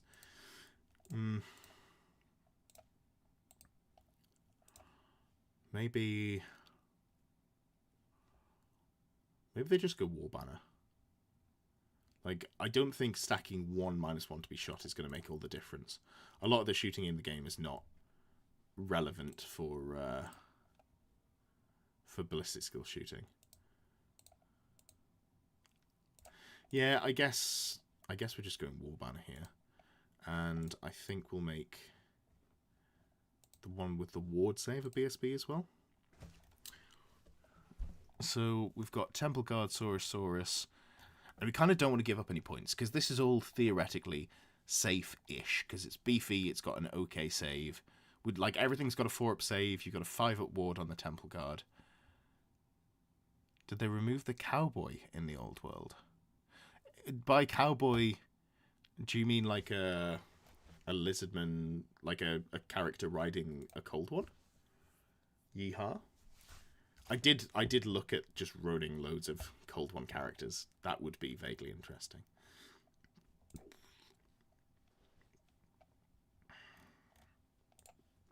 I think the Cold One's just too bad to play around with. Maybe we do go some Razordon packs though, right? Oh god, you have to have 3 per. I thought the Razordons were so much cheaper. People called it a cowboy if you had a Scar Veteran or Hero and a character. Oh, Cold One. Yeah, so if we just quickly look at what I was thinking about for that, you can do some interesting stuff. So you can go Cold One, which is cheap.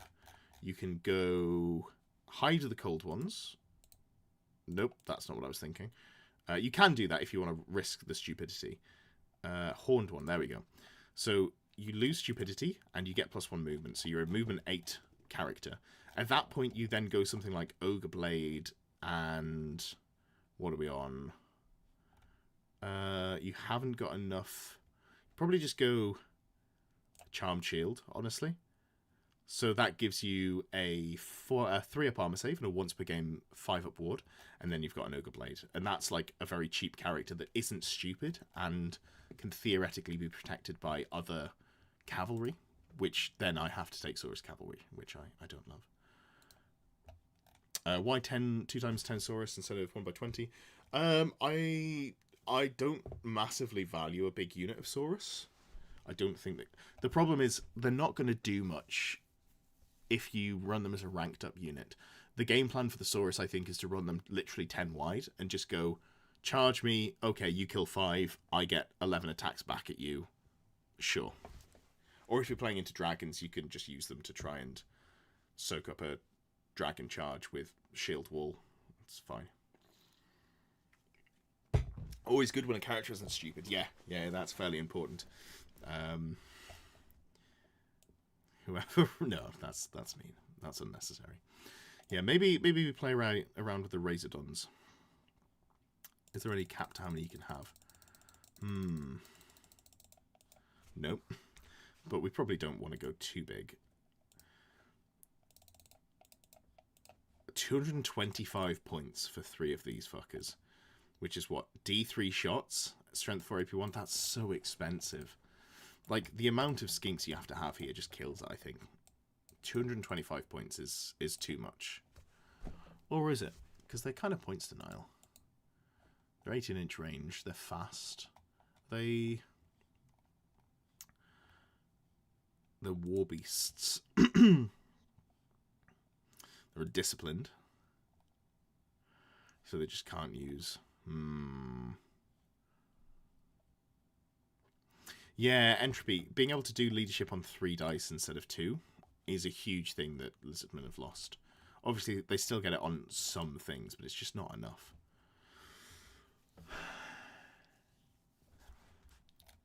I'm really not sure what to go for the rest of the list. Like, because we're avoiding the other stuff. Like, a Troglodon, being a large target would just absolutely melt. Or would it? What's the range on it? Because it's got Primeval Roar. Here we are. Once per game, it gives... What? That's bad. Isn't there something else it has? Cold-blooded. Is it literally just Furious Charge that you get from it? I thought it gave like initiative or something.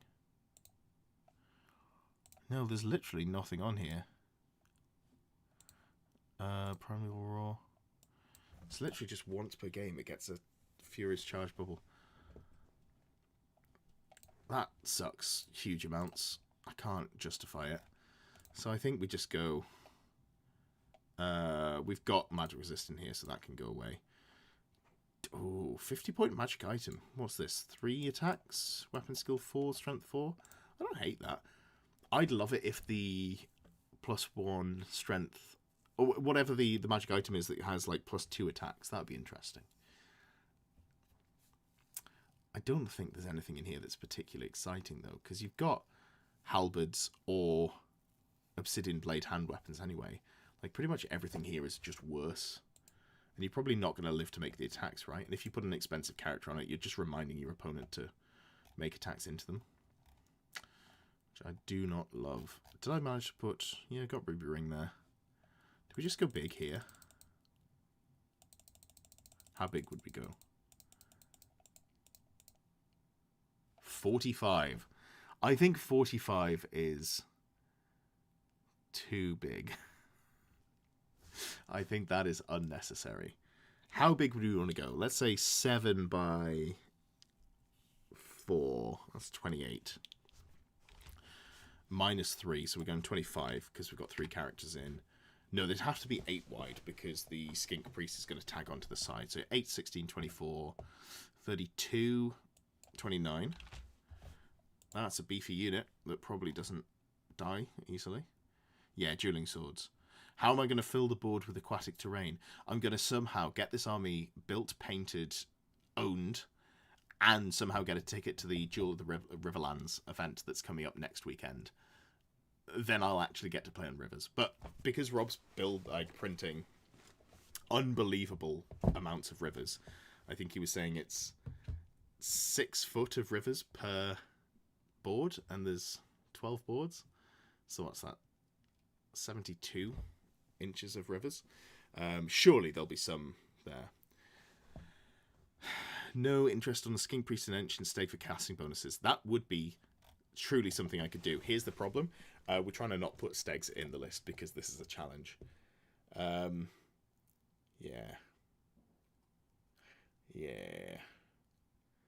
Slan is too expensive for what it is. The only chance for a level 4 and you only get to have 1 per army. Yeah, so when I was thinking about this, I was like, okay, maybe we can make a Slan work. So we take a Slan. If we're taking a Slan, we take the Temple Guard. If we're taking a big unit of Temple Guard to pass all the hits off to, we want to go double Slan. We want to go double Caster and just get the value out of both of them being protected by 1 big unit. And then I looked and you can only get 1. And that is real sad. Really, really sad. I've just looked at stream. I have got one of the goals there offset. Let me see if I can fix that one. We're just gonna go.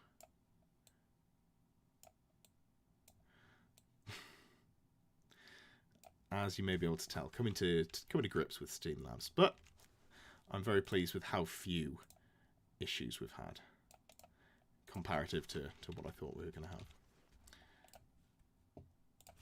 Perfect.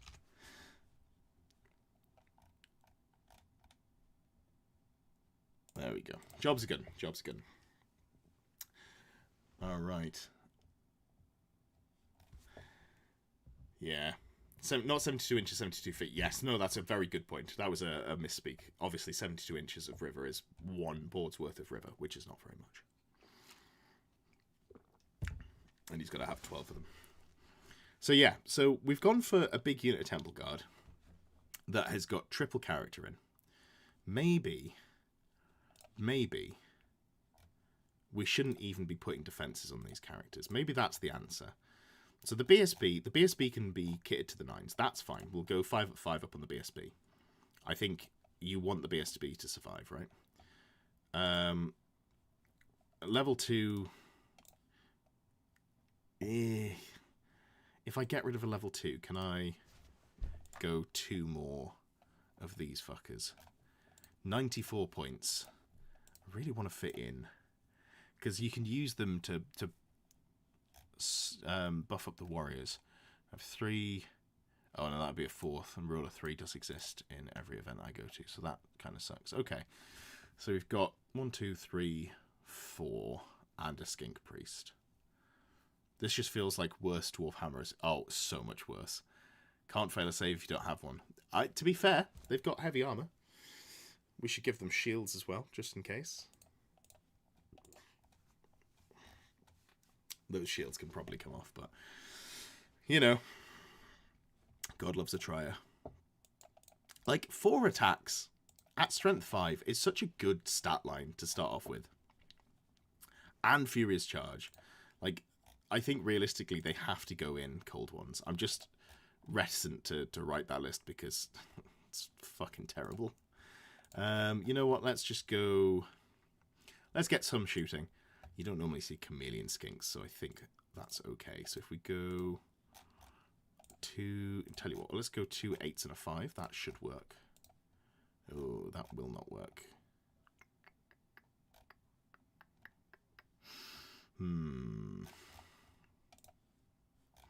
At which point, let's just go smaller units. So 666, the number of the skinks. So my partner, who is so supportive and will ask me questions about what I'm doing, she has taken to calling the Lizardmen smaller units, not the Saurus.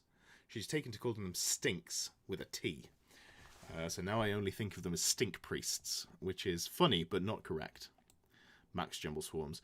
Yeah, that's... I mean, honestly, Max Jungle Swarms is probably a good list. You know what? Let's just do that. Let's just write that list real quick. So, Slan, get out of there. You are a liability. Skink Priest, get out of here.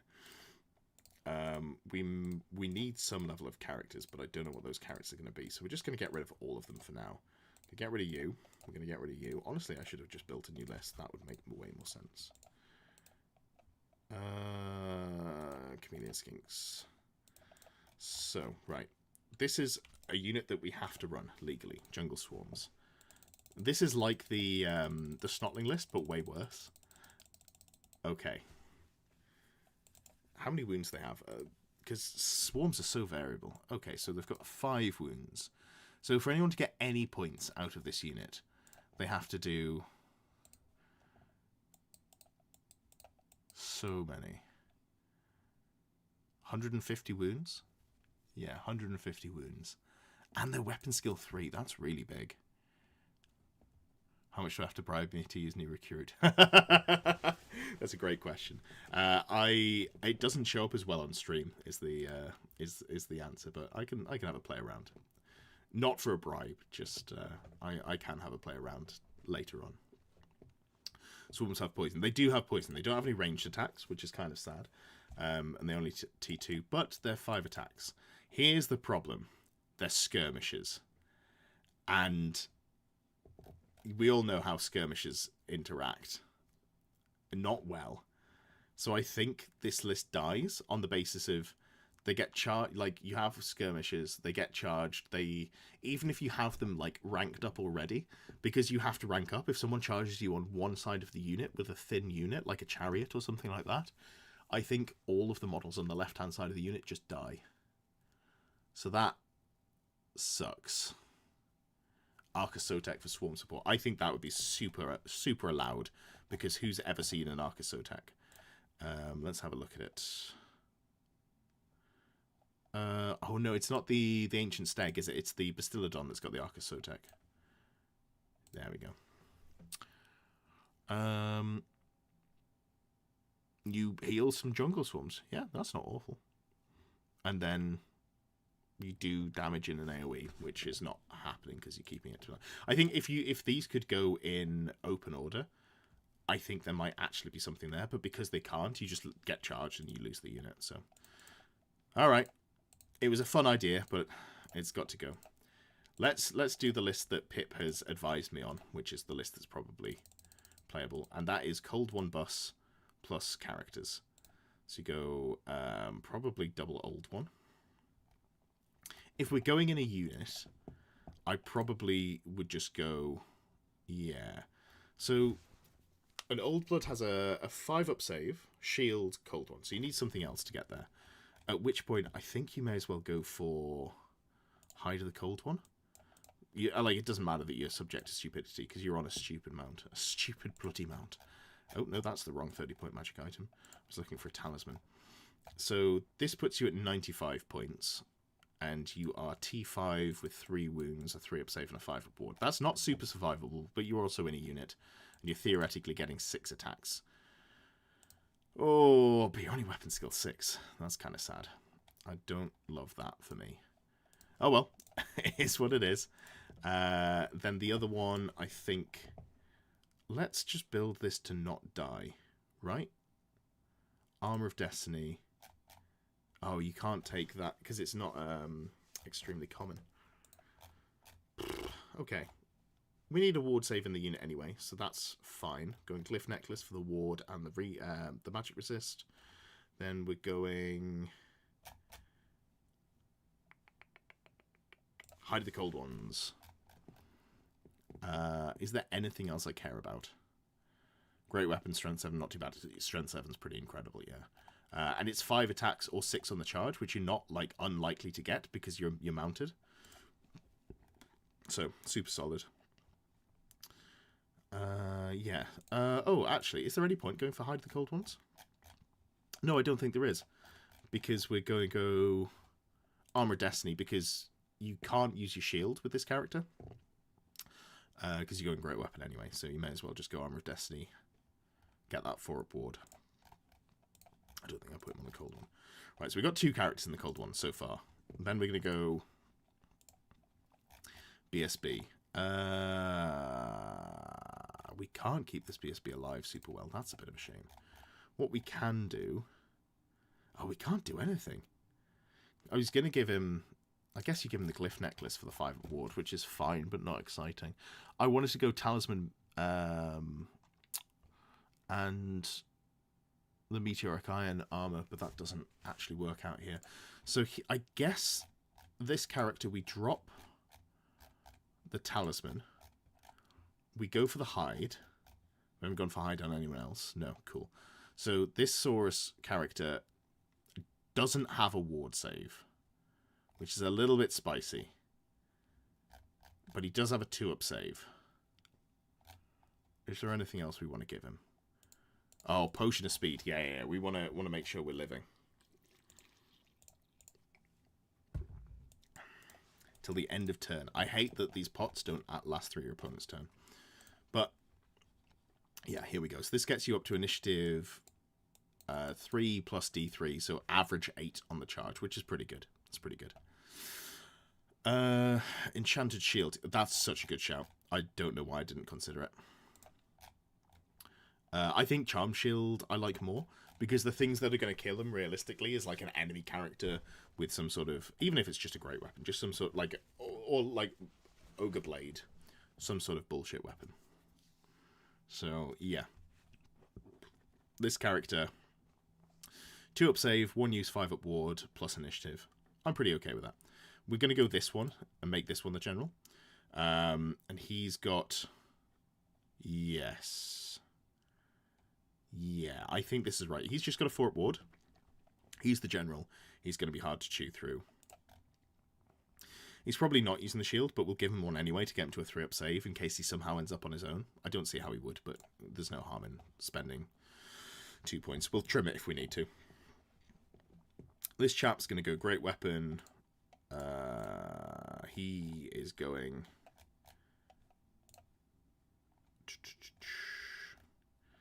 Oops. Talisman Protection, Armor of Meteoric Iron. There we go. So the BSB has a 5-up, 5-up, which is really nice. Voltron, give -1 to hit. What -1 to hit? Oh, what, as in the banner? If we're going... Yeah, so this is where I do actually like this banner, because it also turns off stand and shoot. -1 to hit is nice, but turning off stand and shoot in this meta is really strong. For example, if you're playing against Royal Host, you can get into them and just not have to care. So we've got 2 beta characters. We've got a Scar Veteran who's, like, honestly pretty okay. You know, 5 attacks on the charge, Strength 5, great weapon. Strength 7, great weapon. Weapon skill 5 is going to hit a lot of things on 3s. Just try not to put it into characters. And let's just go 1 more character, which will just be naked. In fact, we could go 2 more characters here, right? All we're doing is great weapon, cold one. How much is it for Paymaster's Coin? It's extremely common. Do we want to just, like, smash something to pieces? Wizarding Hat and Troll Magic. That is fun. That is fun. It's something that you see talked about. I've never taken because I don't think it's good. But it's also, like, not good. We're going to do it. We're going to do it. Maximilian, great shout. Or if Quetzal is -1 to hit in combat. Okay. Let's have a look here. Who doesn't have much in the way of items? They've all got items. That's the secret. Or if Quetzal is... Oh, it's against the enemy model. It's 40 points. I was hoping it'd be a unit in base to base gets -1 to hit. Could go... The problem is the Armor of Destiny is probably quite good, because otherwise could go... Like, as well, the problem is they're only weapon skill 6, so good things are hitting them on 3s anyway. If they were weapon skill 7, there's a world where you combo that with Bedazzling Helm. Do the points work out on that, just out of curiosity? 60 and 40, right? Yeah. So you could be just -2 to hit in combat straight up. If you were playing... I think weapon skill 6 stops that from being worthwhile. Yeah. No, I like the idea. I just don't know that it works here. Alright. We might end up removing this character. The 5th Cold One character might be too much, but, you know, maybe not. Because we've already got the Cold One Riders. Oh, fucking hell. Okay, so 1, 2, 3, 4, 5. I don't think we need 5 characters in one unit, do we? I really don't think we need that. Is there anything that we need magic resist wise? So there's... Oh, fine. I'd have to take a priest. But there is a world where we take a priest with... Is the Cube of Darkness? Turns off remains in play. And auto-dispel. Like, is that worth doing? The problem is you can't get the character there. You're going full combat, no real magic. Yeah, that's kind of how Lizardmen play, right? Well, not necessarily the full combat, but the no real magic is how Lizardmen play. Oh, I'd have to drop an Old Blood to get that in. Screw it. We'll just live like this. Yeah. So we need to go 350 more points into characters, which leaves us with about 100 points otherwise. So this is... Cool. 15. And we have to go 10 wide, so that gives us 20 models. This is so dumb. This is just like the unit to kill God. Let's get rid of one of these and go... Do we have the Glyph Necklace in here? No ward save, 4-up ward save, 5-up ward save. Okay, we actually don't have it. So the Coldon Riders, what are they equipped with? Cavalry spears and shields. That's fine. You probably want to give them drilled. Magic Standard, you want to give them War Banner. Didn't put it on there, did we? No. And then we're going to give you the Sword of Might, which is a little bit sad because you lose +1 strength, but I guess it's not actually that bad. It's not Sword of Might. I'm looking for... Oh, you can't have the Magic Resist sword. Ooh, we definitely need Magic Resist on this unit. Like, that's just not even up for debate, really. So you've got to have... Oh, but then we're losing great attacks on him. Ew. So maybe we drop... Right, so we drop that shield that's useless. You've got a magic shield. You don't have a shield. You don't have a shield. Okay.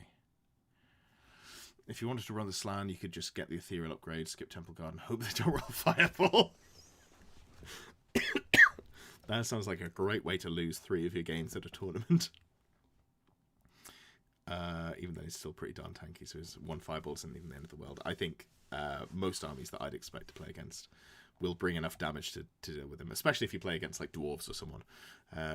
Dwarves having runes on their war machines is super sad. Super, super sad. Okay, so we've got Armor and Talisman. What was I looking for? Oh yeah, this guy, he's not getting the Armor of Destiny because we have to go for the ward save that also gives him magic resist. Otherwise, the list is just too indefensible.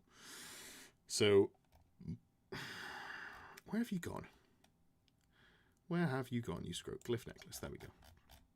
And, did anyone get the Hide the Cold Ones? Yeah, we've already done that. Lore Familiar. There are no casters in this list. Good luck. Hell yeah, thanks, Tiedemann. I will do my best. I'm going to have to play it, so this is probably the list that I'm going to play for Pick My List, so we'll see how that goes. I'm just going to drop it on someone unsuspecting. We'll see how that goes for me. Probably poorly. That's okay. If you could give Shield of the Mirror Pool to a Slan, I think that would be really funny. Because you could just make it so that, yes, you can kill me with Fireball, but I'll kill you with your Fireball. But it's armor, and the Slan doesn't have armor. Gonna play this in Warhol? Yeah, I am. Yes, I am. We'll see how that goes for me. Poorly, I assume. What was I doing? So, yeah, so we've got this with the Glyph Necklace. Do we need anything else? Honestly, we probably combo it with the Armor of Silvered Steel, right? I mean, he's got a 4-up save anyway, so maybe we don't bother.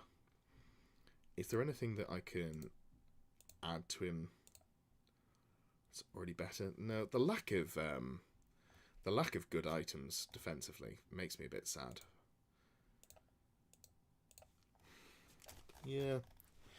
All right, he's just going naked with a Glyph Necklace and a great weapon, and that is what it is. Oh, hold on. No, Aura of Quetzal's in the same. It's just nothing good. Gonna make a video out of it. Yeah, I need to make a video out of it. It might take me a couple of games to get one that is video worthy, because if I get shot off the table in turn 3, that's not particularly interesting to anyone. I don't have to win. I just have to have a game that's worth talking about. So that's the goal. Right. You know what? The other thing I was thinking actually is, what if we only went 4 characters in here? I'd like to go 3, but I want the Wizarding Hat in there. As poor as it probably is, just the chance of getting it off is really, really funny to me. So we'll take you off a cold one. And let's just go a big unit. To make this a legal list, I need at least one other unit, right? 1, 2... What's the cheapest unit that I can put in? Chameleon Skinks. We're going to get 8 of these. You know what? Let's go 2 units of these. Because then even if both of them die, we don't lose the game. Oh, no, I can't do that because I've got to fill up my core. Sag. You know what? I think we're going to go 2 units of Skinks. And we're going to go Scouts. And I think that's still within the realm of good taste, we'll call it. Do we go thrusting spears in this list? Maybe, because you just go for width, like 9x3, and then spears, and just get lots of attacks in. So go down to 24. I can live with that. Yeah, this feels fine. This feels fine. Just give him Charm Shield. Getting tabled in 2 turns is worth talking about. Yeah, yeah. Matt says, sometimes I go to Weatherspoons naked with a glyph necklace and a great weapon. Huh.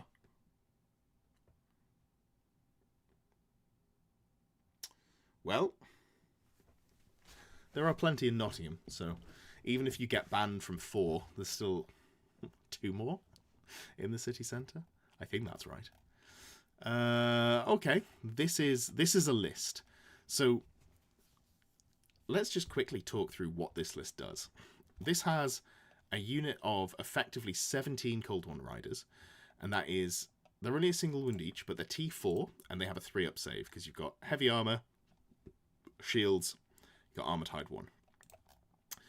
They hit pretty hard. They have 4 attacks between them, all at strength 4. The weapons on top have obsidian blades, so that's AP 1. The cold ones have armor bane 1. So you can kind of grind. That's not awful.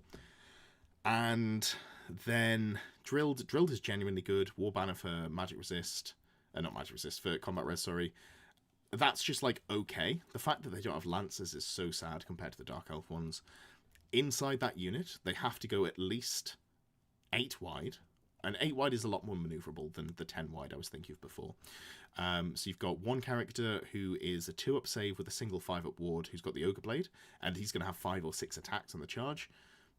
No rerolls to hit. I'd like rerolls to hit, I think, but you just can't fit it on that character and keep him alive, I think. Maybe you can. No, I don't think you can. Okay. Then we've got an Old Blood who's the general who's just got, you know, a 5-up ward. If he dies, he dies. He's got a great weapon. He's on a cold one. The Scar Veteran, who has got the turn off stand and shoot banner and also the -1 to be hit. Great weapon. And then 5-up, 5-up. Also on a cold one. And then finally, we've got the very silly, but probably worth running Wizarding Hat. The reason we're doing that is for troll magic, troll lore, troll casting, whatever it's called. Big Smarts is the signature spell, so you can always pick it. It casts on a 7. And when you cast it, you get to reroll any failed stupidity tests, and also if you fail a stupidity test after you've cast it, you get to reroll it, and it's a remains in place spell. What about Raise a Banner instead of War? There is a real volume of attacks there.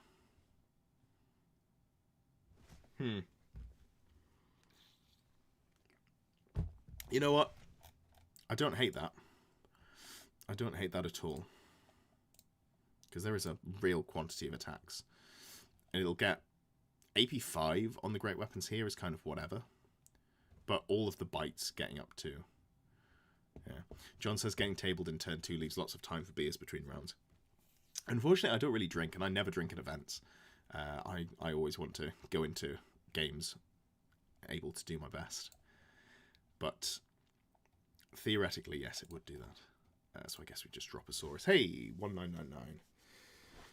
Oh, that's truly, truly one of the lists.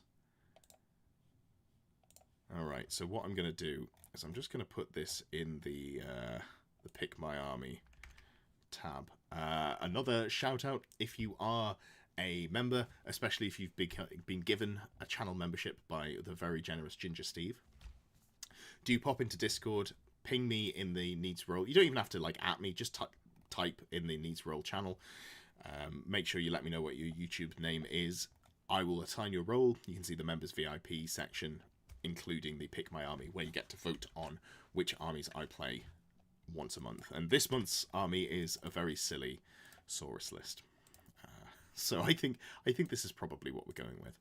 I might even see if Bryn wants to play against it. He's playing Mortuary Cult, so I'd probably get absolutely bodied, but you know, maybe that's worth going with.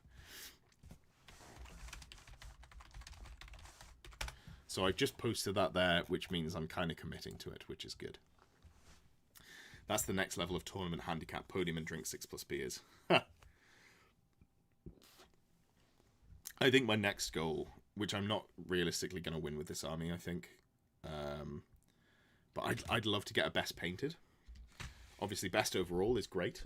I think the problem with it is I think you get sportsmanship votes if you are a YouTuber. People like you more than they would if you didn't make videos. And that's not to say that I'm important in any way, but I think it's just a little bit of bias, which like is flattering, but also a shame. I don't know if I'd have won best overall at LGT without that. So best painted I'd like to get, but then I guess there's the same issues. Do cold ones get countercharged? No. No, they don't. They don't get good rules. So cold ones get a great stat line. They get close order. They get fear, which is genuinely pretty decent. They get stupidity and swift stride. And other than that, there's basically nothing. Basically nothing. Which is a little bit sad. All right, so we've got the Lizardmen list there. We've written a fairly competent Heralds Chariot list. We wrote a pretty good Lizardmen list as well. Nomadic Waaagh list. I really liked this one that we whizzed through. The just violent goblin war bosses plus black orcs. I think this would be fun to play, but I don't have anywhere near enough chariots, and it's the sort of list that I'd love to play in person. Was there anything else that we particularly wanted to see? I feel like there were loads of lists talked about that we like vaguely alluded to but didn't get to. Got a best painted, got a 2 out of 9 win ratio. Hey, they're both just skills that are probably as hard as each other to work on. So yeah, just go for it. Just play games, games with friends, play games with the game to improve, and you'll get there. Matt says, appreciate the info here in the other videos. Yeah, no, it'd be good. I mean, like, you live in Nottingham, so I feel like it'd be wild. There is a chance that we have met already, or just walk past each other. But you are welcome. You are welcome. You said you were obviously playing at Lead Belt, which I personally do not attend for the aforementioned reasons. But do you have, like, is there a local group of mates you have that play Old World, or is it sort of a just pick up games through the Bugman's Bar Facebook group? How do you get games in?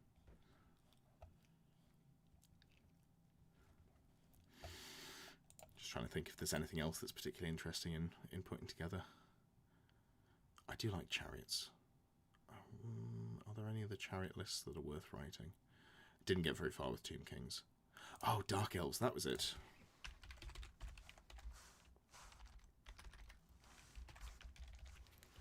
That's not how you spell chariots. Hell yeah, there we go. So, a Facebook group. Ah, right, base in Lead Belt. Yeah, that's fair, that's fair. Once you've been to one of Rob's events, he will, and you're in Nottingham, he has a local club night. It's not that you need vetting, but it's just once you've been to one of his events, there's a good chance that he'll invite you to the local club nights on a Thursday. Not my place to invite people, but like I say, once you've been to one of his events, you'll probably get invited in. So the high Beastmasters, I think, are interesting. So you've got weapon skill 7, only 3 attacks, which sucks, but Hatred High Elves, really important. Goad Beast. This is a shame that it doesn't also work on chariots. You can put them on a Scourge Runner chariot, as you can see here, for 85 points. And this is a light chariot with a 5 armor save, but it's 4 wounds, which is really nice, and it's T4. So you have 7 wounds T4, which for an elf is pretty solid. Brendan says, do a Corn Demons on your list. We could probably put one of those together. I feel like there's not a lot of options in there, so we can have a look at that in a sec. So the High Beastmaster, I think, is really interesting. You can take armor, which is great. So let's just start with... This gives you a 3-up save, but realistically, the save doesn't matter so much, because you're going to go in a unit. What do you do? I think... What's the base size of the Scourge Runner Chariot? Is it 50 by 100? I wonder... Yeah, see you, Matt. I wonder if there's a world where you just do something stupid, like Duelist Blades. So your extra attacks +2, getting up to 5. Your AP 1. You are strength 4, which is not amazing, but we're going to pair that with Supreme Sorceress, level 4, cold 1, Demonology. So that would get you up to 6 attacks at strength 5, AP 2, and also you're pretty tanky, which I do like. And then we'll go, because you can fit that in, and you still go for the Talisman. No, that's not what I'm looking for. You're going for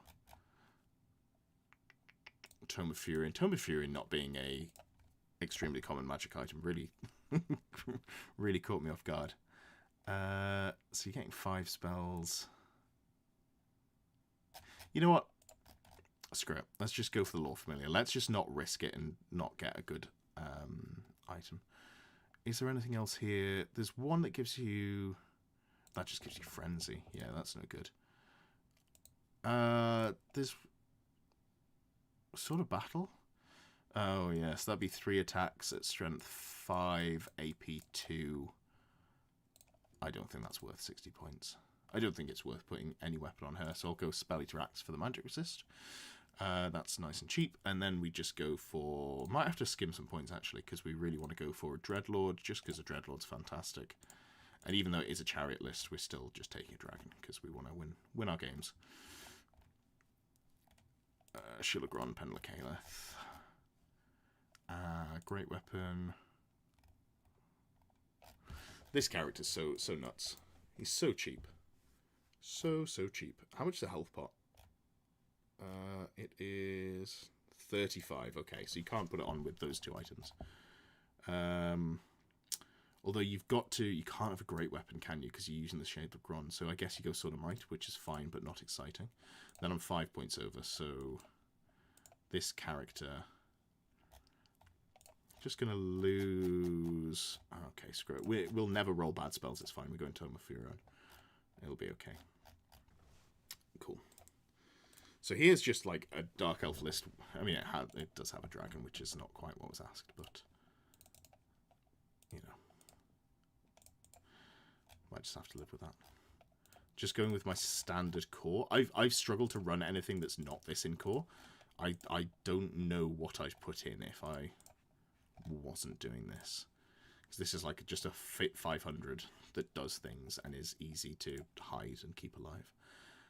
And then we're going Cold One Knights, Magic Standard, Banner of Haganeth. Dread Knight has to go for the Spell Eater Axe. Oh no, I kept it on the character. Excellent, I didn't want it on there anyway. And then you just go... Of course. Oh, I needed full plate anyway. 13. Yeah, so this is like this is what you could do with a Chariot in a Cold One unit. I'm not super in love with non-characters, like just Chariots in general, because if they don't have like double or triple save, I don't feel like they do much. Yeah, the Cold One Chariot's only got a 4-up save. T5 4 wounds. T5 is a real premium in an elf list, I guess. That's why it costs so much. Yeah. Struggle to want to put this in. They do have repeater crossbows, which is cool, I guess. 2 shots. Weapon skill 5 is really nice, actually. Still, I don't think this is worth exploring too much. So this would be the sort of like the bones of a Chariot list. Just the big stupid brick. Maybe this needs to be battle magic, or maybe you just go 2 sorceresses, one with demonology, one with... And then you just go characters in there.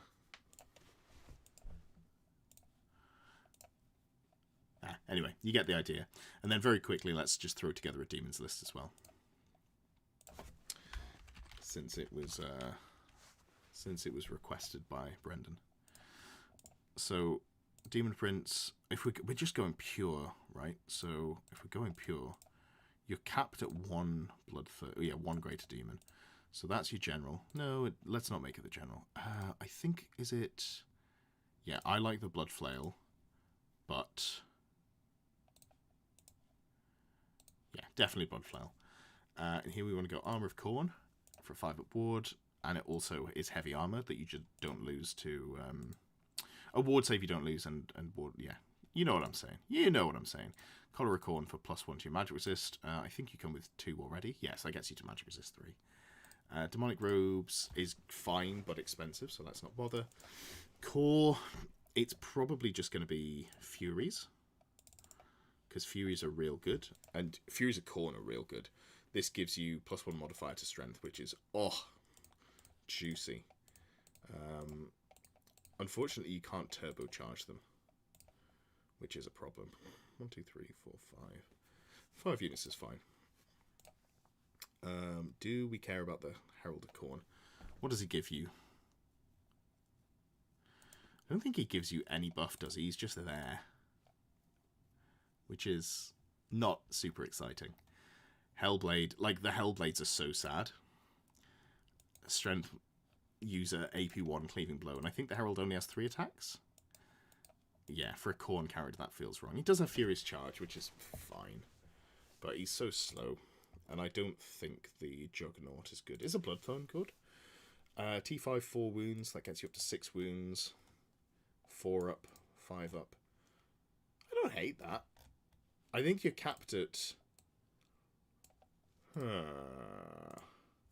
240 points for that. Feels pretty expensive. Does the Bloodthorn have a gun? No.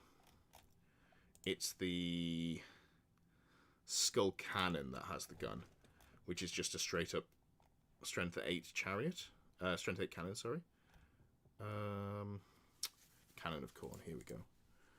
Strength 8, AP2, Armor Bane 2, multiple wounds D3. So it's a like a regular cannon, which I don't love.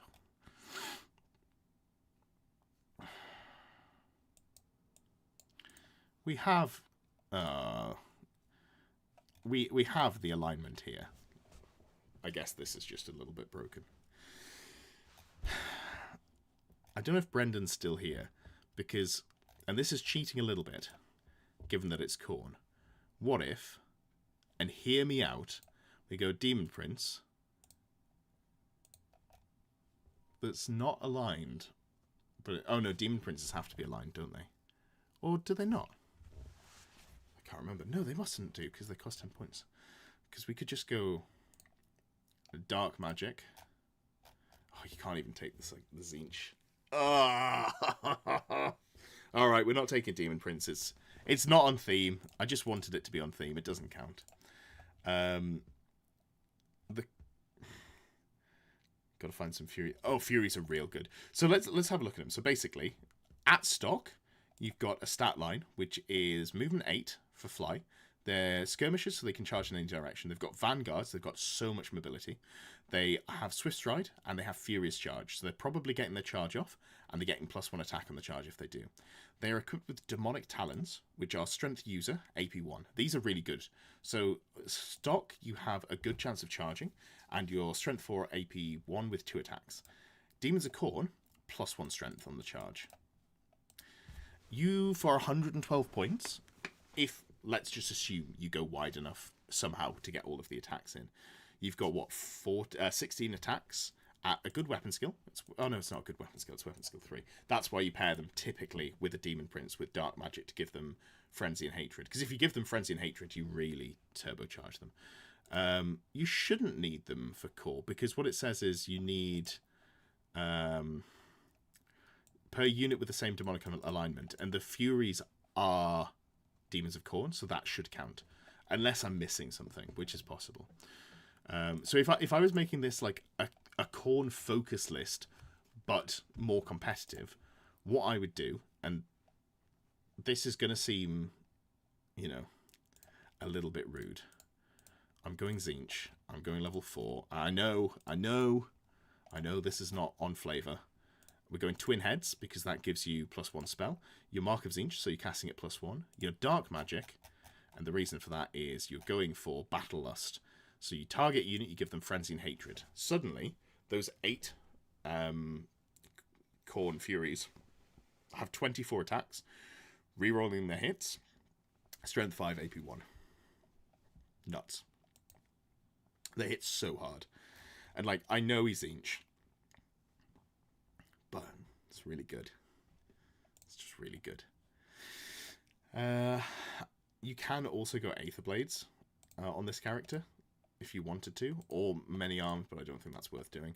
I think in this case, yeah, you'd probably go Aether Blades, right? You want to have a chance to slap with it, and then go General here, so the Bloodthirster can fly off and be just as exciting. Yeah. Oh no, the Bloodthirster would have to be the General because of the mark. No, it wouldn't. I'm talking rubbish. Yeah, this is the better way around to do it. This is a little bit off theme, I admit. But this Demon Prince turbocharges these Furies so much. Then what else you take? Well, I'm not in love with the other options. So, like, if you're doing a more competitive mix list, you'd probably go either Flamers. Tell you what you would go. Soul Grinders are just great. You can give it the Mark of Khorne. It doesn't make them significantly better, but if you want to keep it on theme, that's super fine. Gets you up to Strength 7, and then you've got Iron Claws as well, which is Strength AP -3 Killing Blow. So you've got, I think it's 6 attacks? No, 4 attacks, sorry. The good thing about this is a Soul Grinder has built-in reserve move, which is so dumb. I don't really understand why. But it means that you move 8, you shoot your Harvester Cannon, which is fine. It's a 12-inch range, artillery dice worth a shot, strength 4, AP 1. Cumbersome means it can't stand to shoot, needs more nails, means that you misfire and you take a wound. It's... Oh no, you... I think it has a rule that says that it doesn't... It just takes a wound from the Harvester Cannon, I'm pretty sure. Yeah, there we go. If you roll a misfire, you just take a single wound. So the misfire's not too sad. Otherwise, your stat line's really good. 6, 6, 6 on the strength, toughness, wounds. You've got heavy armor, and you've also got the 5-up ward from being demonic, which is just good. You can buy upgrades. I typically wouldn't, but Demon of Khorne is fine if you want to stay on theme. So that gives you 300 points. Normally, with those 300 points, you'd look at something like Flamers, or you could look at Plague Bearers. Not Plague Bearers, sorry. Plague Drones. Where are they at? Yeah, Plague Drones. Plague Drones are really solid. They are T5. They've got 3 wounds. They have pretty okay output. The Plague Swords are surprisingly good. Just like a weight of attacks with Armor Bane, and they turn off regen. Obviously, we're seeing a lot of regen in the meta at the moment. You're wanting to go more on theme, so let's just say... I don't love them, but you could go Blood Crushers. I'm super underwhelmed by Blood Crushers, but if you're going full Khorne, it's probably like the best option, right? Probably. I'd need to look more closely into it. They've got 5-up saves. Do they really have 5-up saves? 4-up saves because of Barding, Armored Hide, and Light Armor. They are T4, 3 wounds with a 4-up save and a 5-up conditional ward. Magic Resist 1. Swift Stride is very good. Impact Hits 2 is really nice as well. Impetuous kind of sucks, but you're playing Khorne, so you're full sending. The other thing you can do is you could look at some Heralds of Khorne with Juggernauts, which gets them +1 toughness, +1 wound. How is a Herald of Khorne? Okay, so you're a T5. You know what? This is something interesting to build around. So you've got a Juggernaut, which is a move 7 character. So you're T5, you get that 3rd wound, or is it a 4th wound? Yeah, you get a 3rd wound here, which is fine, but not super exciting. But you're a monstrous cav, so you've got a 360-degree arc of sight. You can charge in any way. You've got first charge, you've got impact hits, swift strides. You're still only a 4-up save, so you probably just fall over. But, like, I don't know. That's interesting.